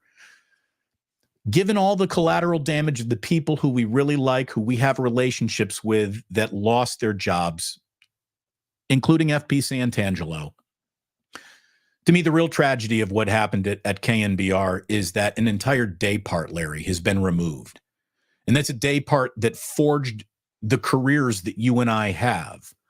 And what hurts my radio soul is that there's no more proving ground for young and up and coming broadcasters. If there's no weekend programming because they can't afford to leave the lights on, and if there's no evening radio for, the lowest man on the totem pole, the lowest woman on the totem pole to cut their teeth on, where's the next generation of broadcasters come from?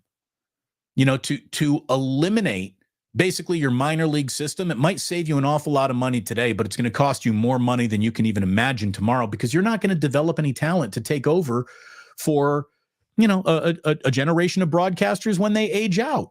You have to have a robust minor league system. And in the world of radio, evenings and weekends are the equivalent of a minor league system. And it hurts my soul because I love Sports Phone. And I don't want to speak for you, Larry, but I will, because I know for a fact you just love doing that show too. And you never were a guy that felt like you needed the prestige of morning or afternoon drive. You just really liked the show, and I did too. And I loved those callers, and I loved talking to so many people who were a rich part of the station. I mean, Sports Phone callers were as important to that show as the host was. And I can say that definitively because I was a host of it. And I'm sure you'll agree with me. That's what hurts the most.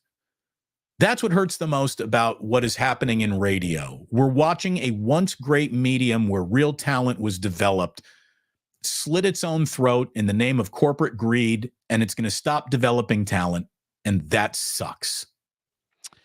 Yeah, I mean, I have a lot of feelings about this. Lots and lots of feelings about this. One, you're looking at the guy who took a guy named Baltimore Dave and called him Salty Balty. So I'm the guy who named Salty Balty because he was salty and his name was Baltimore Dave, and he kept calling the show. I did that show from 1997 through 2005, and I did that show from 2005 through, I don't know, it was at least 5-6 years. I think I hosted Sports Phone before I went afternoons at 10:50, and then the failed Radnich thing, then back to 10:50, and then I was offered afternoon drive at 95.7 The Game, and that's why I left. Like, there's a lot of people who are like, "Well, Damon, you got fired from KNBR." No, I've not been fired from either radio station. I got laid off by one, and I left the other for a better opportunity at the other. So, but yeah, it's. I love the show. Balti. I mean, I had Annie Baby. Pound it. I mean, she was a part of people's lives. Well, I mean, I can remember sitting there in the office of Tony Salvador and him saying to me, because I'm saying, "Hey, when are you going to give me a date? When are you going to give me a daytime shift?" And he's like, "Let me tell you something, partner."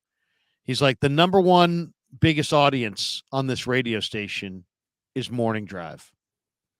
The number two biggest audience on this station is afternoon drive. The third biggest audience on this station is post-game Giants." He goes, "I wouldn't have you in that spot if I didn't think that you were incredibly valuable to us." And he told me at the time, "You're going to make more money in this spot than I've ever paid anybody in this spot, and then I will ever pay anybody in this spot, because you mean that people turn off the radio at night listening to our station, and that means that my morning guys get first call in the morning."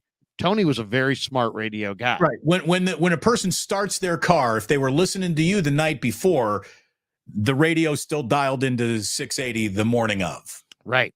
And so he said, "Hey, this means a ton to the radio station that you just not just host this show, but that you kick ass and do this show very, very, very well."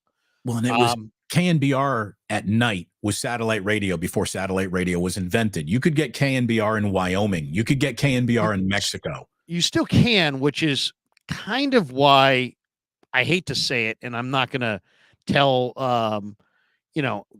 KNBR or Copeland or any of the people who run the thing and make decisions how to make the decisions. But this was a mistake to get. I mean, it's one thing to say we're going to move on from this guy or that guy. to not do nights on the biggest stick on the western half of the country, where you can talk to Utah, you can talk to Phoenix, you can talk to LA, you can talk to Central California.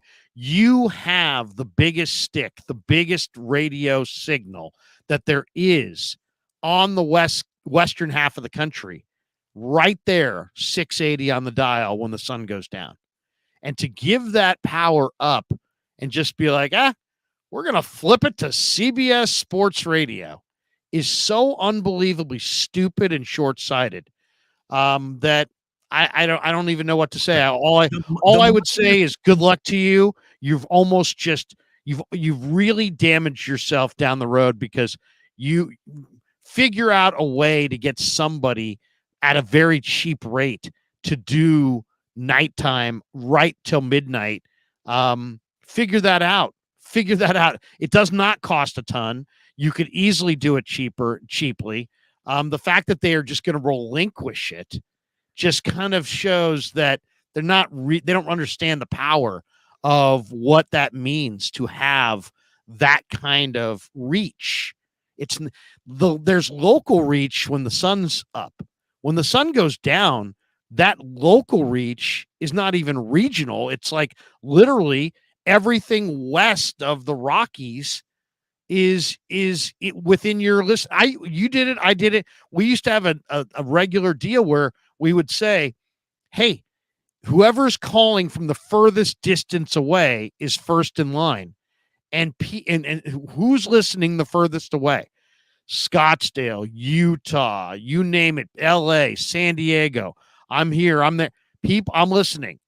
And that's a huge signal. Huge signal. By the way, White Wine Sipper is in the chat room right now. White Wine Sipper, one of the best call-in handles of all time.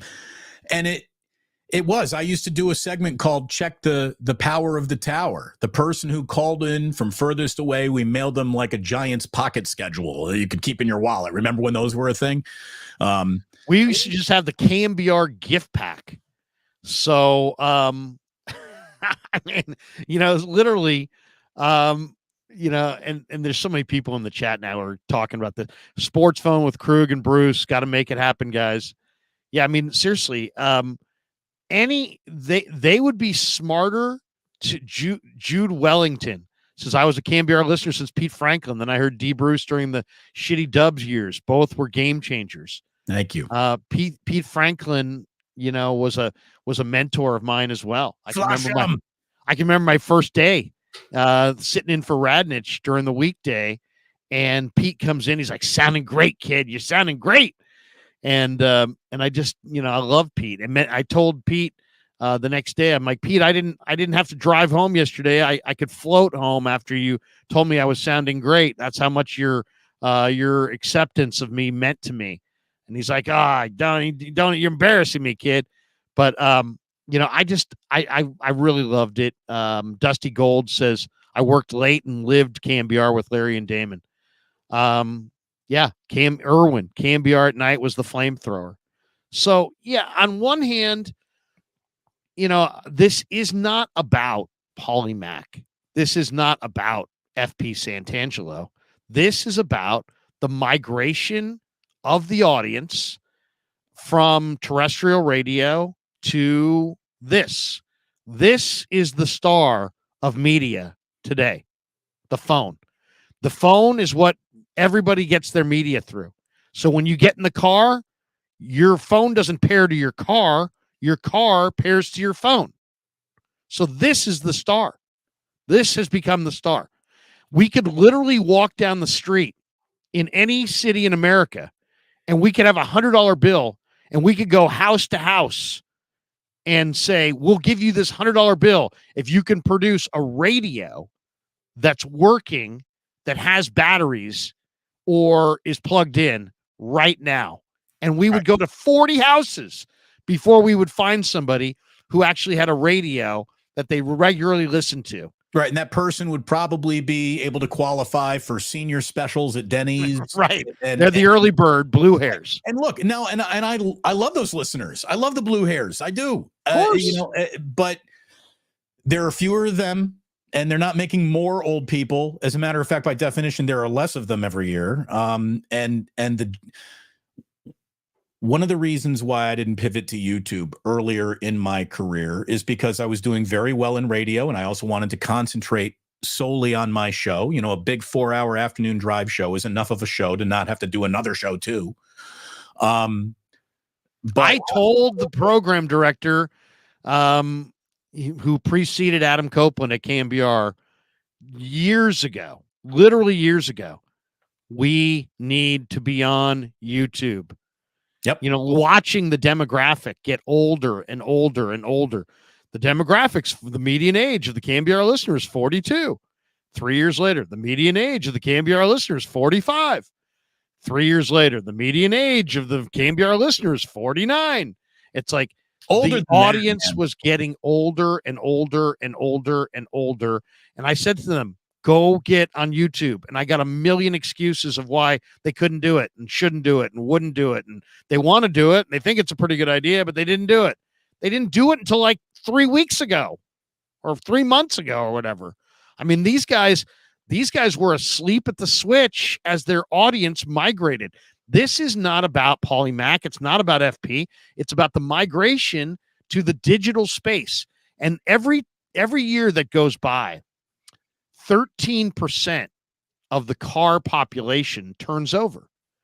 So think of it this way. How long have cars had the smart dash?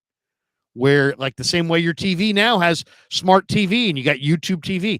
Well, how many years has it been since we've had the smart dash? Well, every year that goes on, there's more cars that don't have the smart dash and they're no longer in existence. And the new cars all do have the smart dash.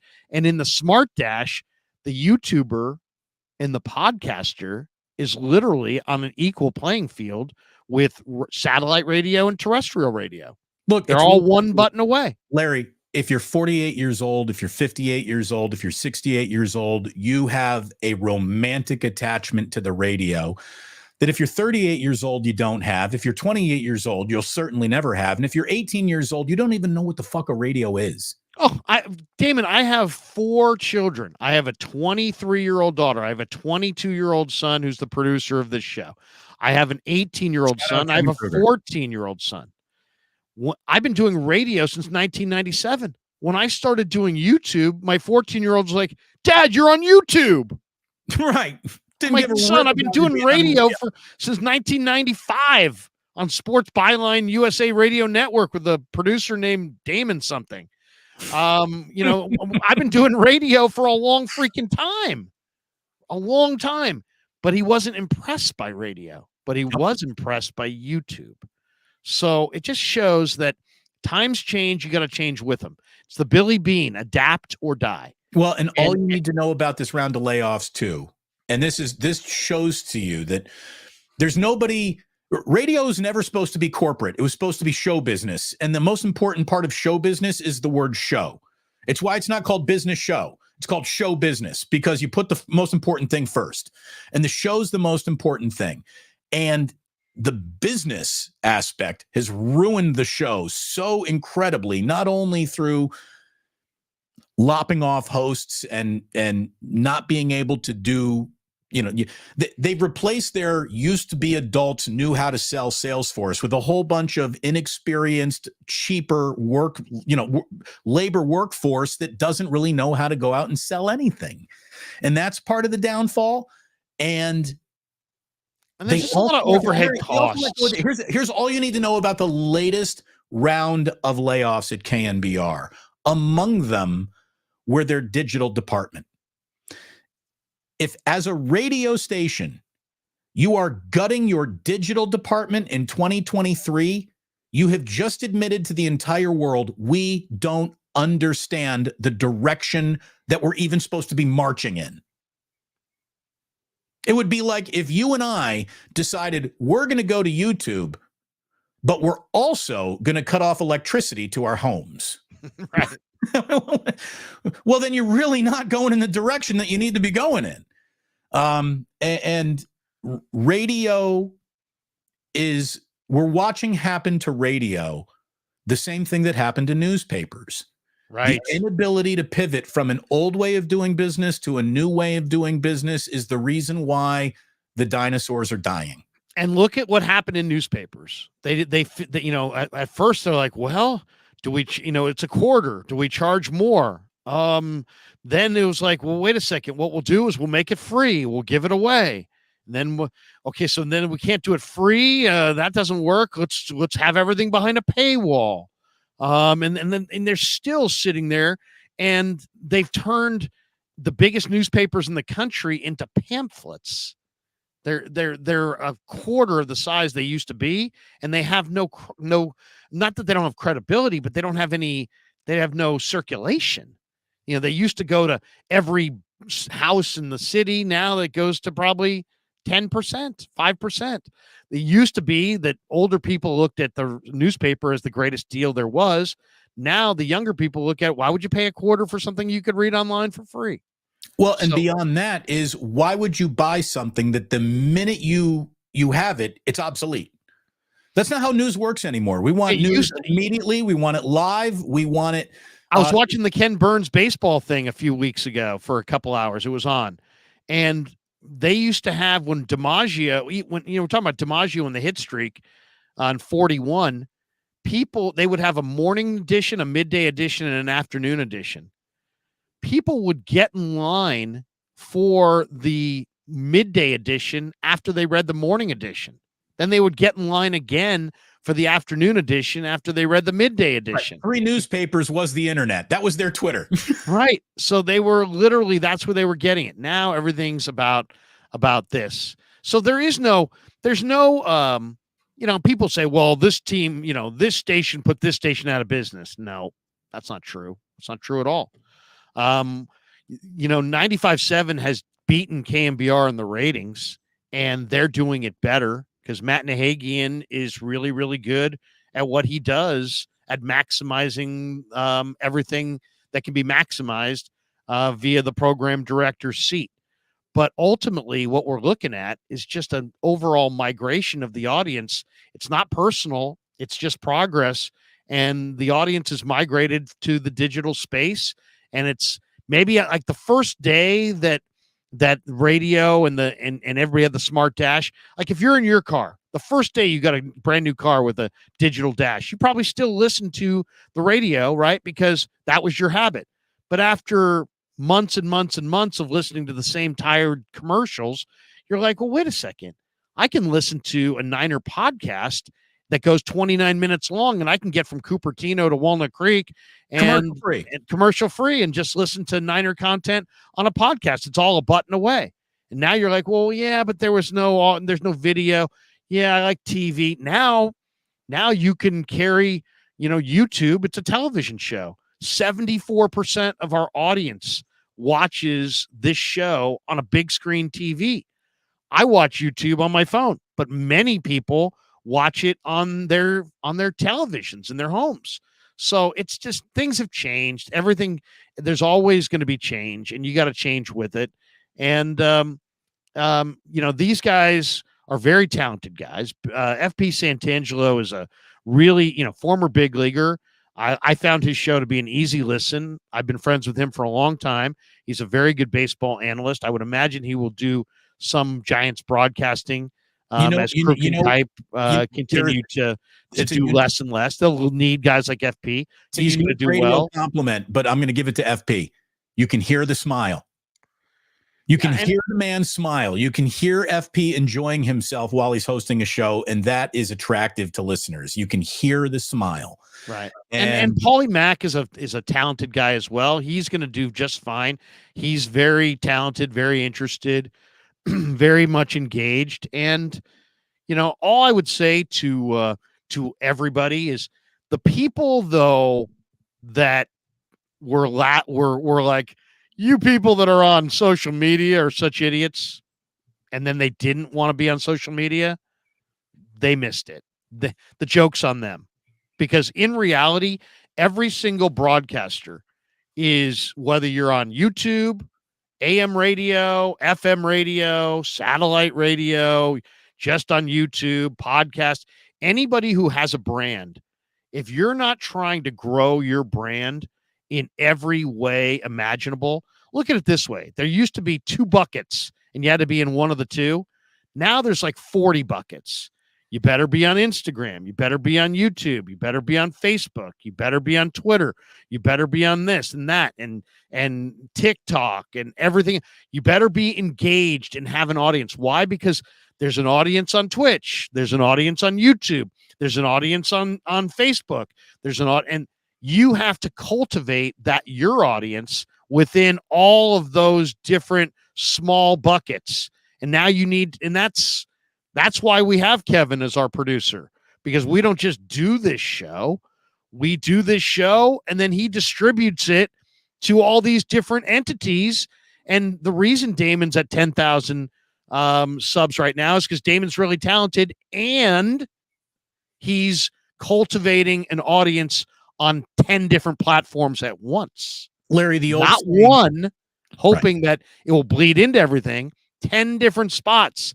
And then suddenly he gets some audience from Instagram and some audience from TikTok and some audience from YouTube. And all of a sudden it all grows. So right. I'm still not that's even the on future. TikTok. That's next year's that's next Right. year's But project. I'm just saying Right. that's where this thing is, where there's a million different not a million, but there's, let's say 25 different pools that you should be in all at once, getting your content out to them and communicating with them, because everybody's got something they're big in. Some people are huge on Instagram. Some people are huge on Facebook. Some people are huge on YouTube. Some people are huge on, whatever. OnlyFans. But you got to engage them in every single spot, and you gotta put your stuff out there. And I've enjoyed the YouTube thing immensely, simply because quality of life. I used to do a radio show that I missed my kids' games. My kid pitches in high school. He's only going to be in high school for one more year. It's like I got one more baseball season to watch him. Guess what? I was a season ticket holder this last year. I saw every game. He pitched against a bunch of 19-year-olds at St. Mary's. I was there. He pitched against, El Cerrito. I was there. He pitched against, De La Salle. I was there.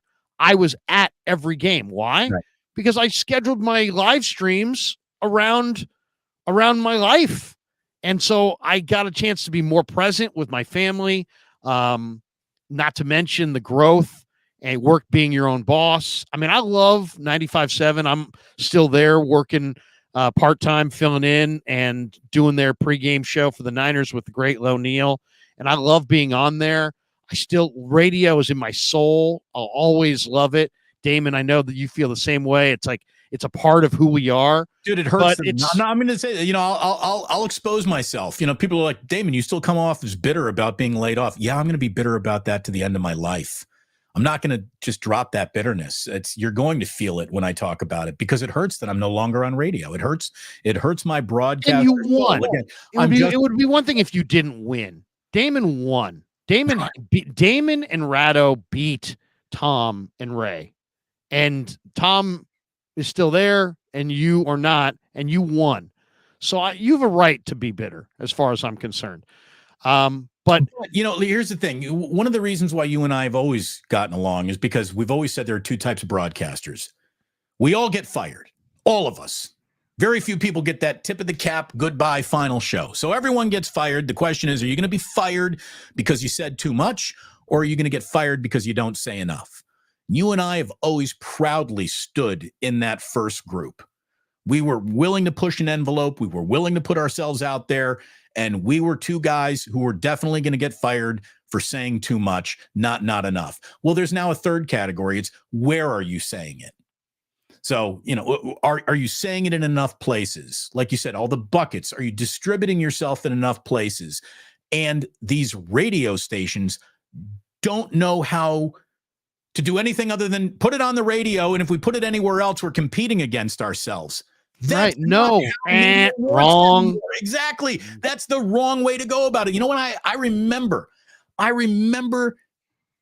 early in my career at KNBR, sitting in Lee Hammer's office, talking about how they wouldn't allow Giants highlights to be played on other stations with an attribute and credit to KNBR. You know, like Giants baseball last night, KNBR, John Miller on the call.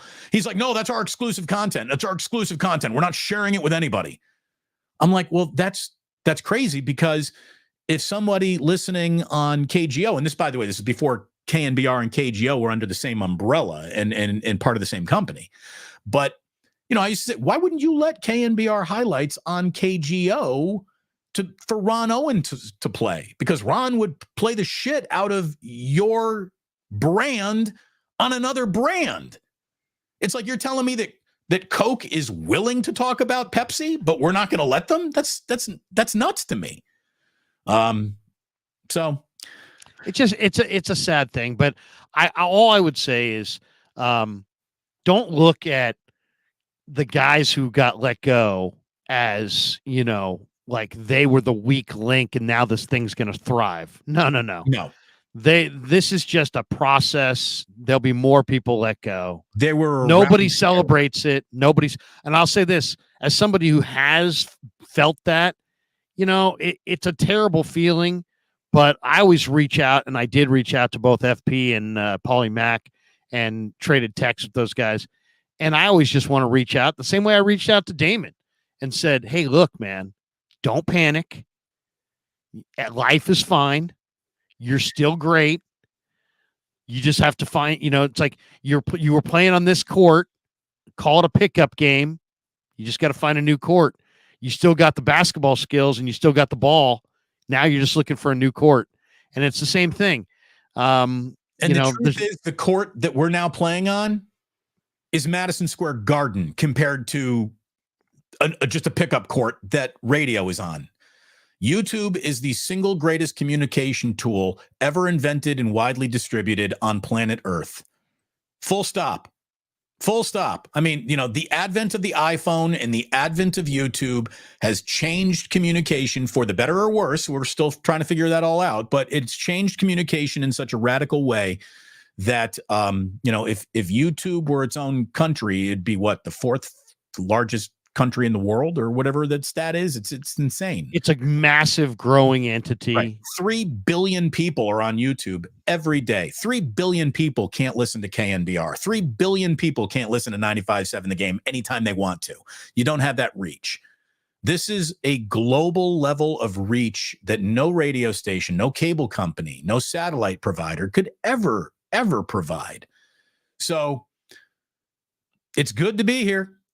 It's good to be here. It's scary to get pushed here the way that I got pushed, the way that Paulie or FP is being pushed here, but they will find a very fertile hunting ground.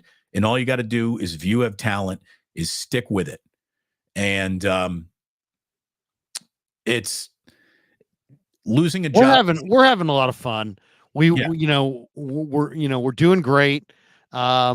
We're enjoying it. We're doing, you know, I mean, it's a TV show now. It's a TV show. And it's, you know, Damon's just started up. He's got 10,000 subs. I've been doing it for a year and a half. I've got close to 30,000 subs. Grant's been doing it for 4 or 5 years. He's got 70 something thousand subs. You know, these ultimately, you know, we love what we do. We're talking. I love people and I love sports. So I love to talk to people about sports. And this is another avenue that allows me to do that. And I love it. And to me, the best part of YouTube is the call-in shows. That's the best part. And the best part is the call-in shows. So my 11 o'clock show, Larry, that I'm about to start in an hour over on the Plus. Today, we're reinventing Sports Phone. We're bringing Sports Phone back today to pay tribute to the dying entity of Sports Phone. So the 11 o'clock show is going to be nothing but video calls. So anyone who wants to call in, we're going to be doing that coming up at 11 o'clock. And I really hope you want to be a part of it in some way, shape, or form, Larry, because if there's one thing we want to do is serve the audience, and the audience has given us enough feedback to let us know that they want Trent Baalke and Ralph Barbieri to end each and every show that we do on 49ers Wake Up. So it's good to see you, Ralph. Trent, you're so funny. You're always talking about how things go and, torn ACLs and, so much football. By the way, we've got a bunch of super chats. All right, before we vault into our Trent and Ralph finish, which we always do. Let's finish these supers here. Let's get into them. Let's go. I got to make sure that I've got the right ones here. Who has been more viewers watching this channel than radio stations? Well, I would say that there's more talent on this channel than there are on radio stations. So that's a part of that too. Okay. Kevin Wood says never trusted Cambiar after they fired Bob France. We got that one. Larry and Damon wish the morning show was daily. Traditional radio's dead to me. Thank you, Danny. C. Mavo did it for the heck of it. Nancy to the best sports talk show. Name Butler. You should be the guy who scouted. Okay. We got that one. This one did that one. Wait a second. We got a bunch here. Plus Army and Larry's Legion. I like that. Thank you, Mike. There you go. That's a new one. Ryan drops best in the biz, guys. Question. I think he just Questionson. Is there anything to Kyle being an over-analyzer and Sirianni seemingly not analyzing anything? Can Shanahan learn anything from Sirianni? Paralysis by analysis is, I guess, what you're trying to bring up here. And maybe I think that if there is a trap that Kyle sets for himself, is he's always trying to demonstrate what a great play sequencer he is, where I'm a big believer, if it ain't broke, don't fix it. Like if you can win a game going student body right, student body left, you should just do that. And I think that Kyle tries to at times show everyone how clever he is and how smart he is. And that is where the Niners trip themselves up at times. So I kind of agree. I think Kyle's a way better coach than Sirianni, to be honest. I think the star in Philly's Roseman, the general manager. Elite Archer says you are both delusional. Kyle gets exposed for the fraud he is on Sunday, and Purdy will be lucky to throw for 200 yards. The storybook BS is at its end. Okay, here's the thing. Elite Archer, Howard Eskin. If you're right about this, victory lap the hell out of it. If you're wrong about this, we hope to see you on Monday with a full analysis of this position. Exactly. Gold Rush says, Larry, please do live commentary during games. I don't know if I like that. I like watching the game. Well, that's the thing. In order to be good in post game, you got to watch the game. And if you're doing the game, you're really not watching the game. I know that sounds nuts, and a lot of people don't realize that. But again, I'm not listening to the show that I'm hosting right now. I have no idea what we're even saying to each other, Larry. I'll rewatch this later. We're just too busy doing it to really listen to it as we're doing it. So I think that's, again, I start at the 2-minute warning. Little post game and Damon goes off at the 2-minute warning. But usually most games are in the bag right there. So, where that got its legs was with Rogan used to do the watch parties and the what's it called when he would watch the UFC fights while they were going on, a fight companion. And a lot of people really dig it. And I know Chase Sr., who I'm going to be streaming with at 10:45 this morning, does in-game stuff and does a killing. He's got 100,000 subs over at Chat Sports on his Niner coverage, and they do a lot of that. I just don't know if it's me. I got to think about it. I like to watch it, digest it, come up with some themes, and then bring it to you. Well, yeah. I think that the reason why 49ers Wake Up is so good, Larry, is because you and I are really good at reacting to something that just happened, and we go live, and we get pretty in-depth in terms of analysis right as it just happened. But then you give us a night to think about it. You give us a night to get our notes together and compile some stats to support the arguments and positions that we want to make or take. That's when you and I are really dangerous. And that's why 49ers Wake Up is, I think, the best 49er recap show there is, because we're both good doing our post-game show, but you give us a night to really think about it. We come back that next morning, and we will be back at it at 8 a.m. Monday morning. No matter what happens in Philadelphia, we're on the air 8 a.m. right back here on Monday morning. And that's when we're, I think, and then also, you get this. I don't even love tweeting during the game because it's like, you jinxed it. It's like, right. if you say anything, it's like, everybody's just up in arms. Yay area code. Yay area Area cards. Yay area cards. Should the Niners pick up Marcus Peters from the Raiders? I would. Sure. It's just insurance policy. I mean, he gets burnt like toast sometimes, but I mean, better to have he's volatile. He runs a little hot. I don't know. I don't know. But I like it. I think that they got. I think that I'd be surprised if Marcus Peters were the difference between them going to the Super Bowl or not. Yeah, no, I agree. Lean on Luter and Womack. But I would, I got no problem. Oh, the other one that I got to get your thoughts on. I think the Niners ought to go after Zach Ertz. Cardinals waived him. He's got an $11.6 million deal. You'd be responsible for the prorated portion if you picked him up. So it's about 2.6 mil. But he's a good receiver, and keep him from Baltimore, keep him from Philadelphia.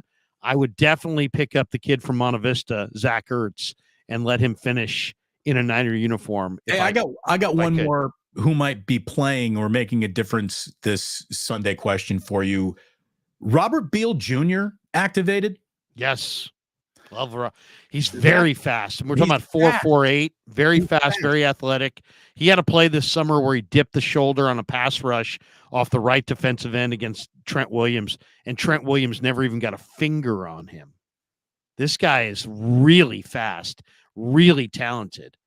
It's interesting. They've got Nolan Smith over there, another Georgia kid with great 4.4 speed off the edge. They don't use him. He's not even in their rotation. And the Niners haven't used Beal, but Beal does have impact kind of speed, and that could help them against Jalen Hurts. I'll be eager to see. That's one of the things I will be looking for. Do they make him active on game day? Flav says KMBR will never feel the algorithm. Sucks for them. Feel the algorithm, baby. It's the name of Larry's first album. Feel the algorithm. Larry Krueger, light listening, smooth jazz. Feel the algorithm. Love songs, nothing but love songs. We got a stop set coming up. Mesro01 says KMBR died when Uncle Gary retired. Miss his back and forth with Tony Bruno. Yes. Yep. G-Rad. Not that busy. Elite Dog SF just says, here's the deuce. Thank you. Thank you. Sal Jeezy says, I grew up listening to both of you on 680. Thanks for the content and being a voice of the sports community. Thank you. All right. We've gotten to our completion. Now we can get into our Trent and Ralph goodbye. Well, Larry, I just want to congratulate you on all that you've accomplished. It's been a tremendous run for you over here on YouTube. I mean, personally, I wouldn't draft YouTube because it hasn't torn an ACL yet, but Trent, you're so funny. I used to tell Tom and I used to tell Tate and all those people at the station, Tony Ryan and all the good people that, Trent Falke, everyone thinks he's a bad guy. He's not a bad guy. He's a good guy. He's not a great guy, but he's a good guy. And I've always said that, Trent. You know how much I have a great respect for you. You never won the Super Bowl here, but it wasn't for lack of trying. You should have had more garlic fries. If you had hung out with me, we could have gone to the Giants games.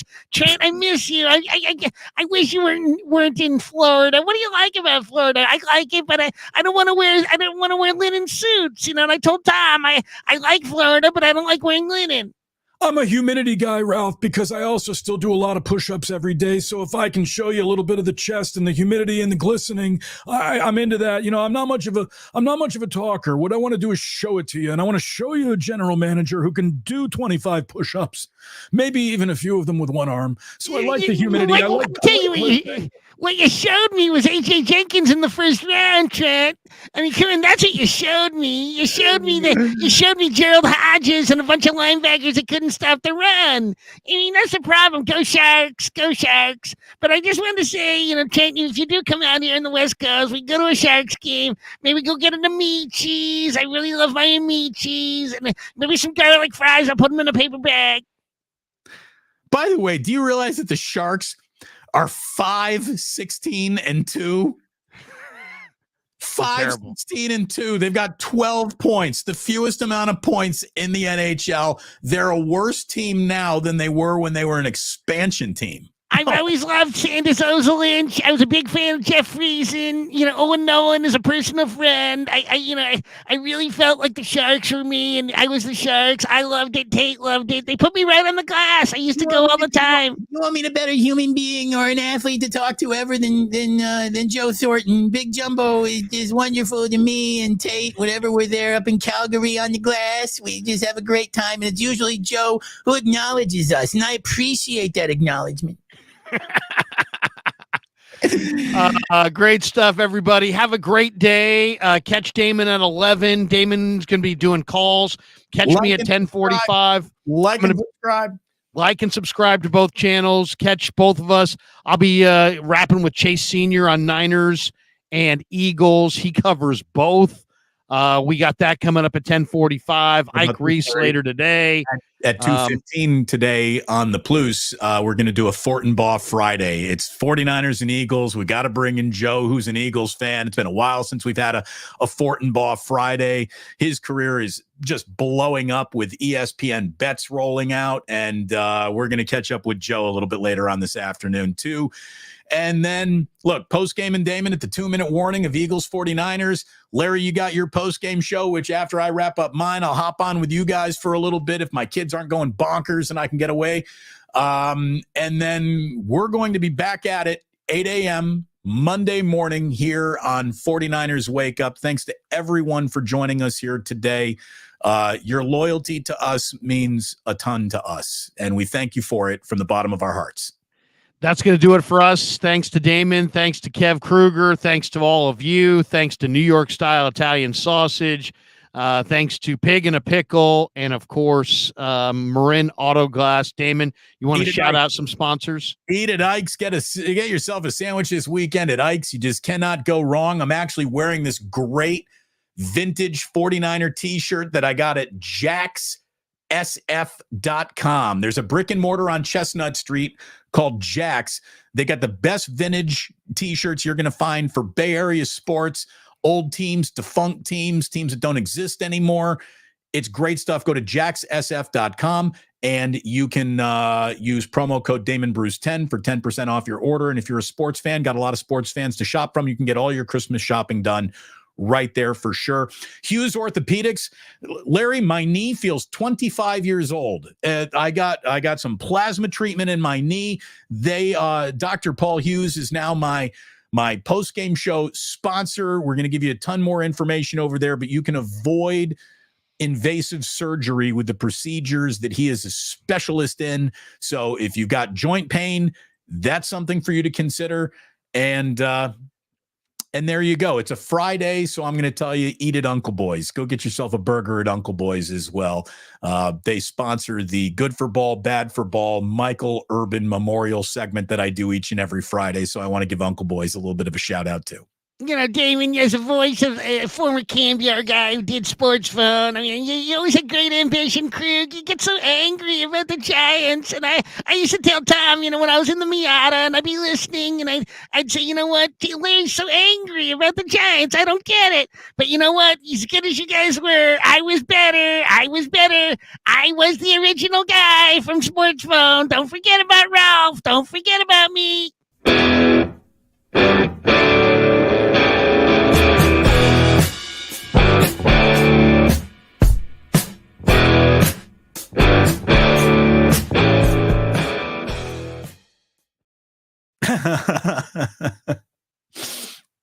That's great. That was great. Are you still there? Yep. Hold on. Almost. Oh, are we still live? We're still live. Oh no. I was about to just take my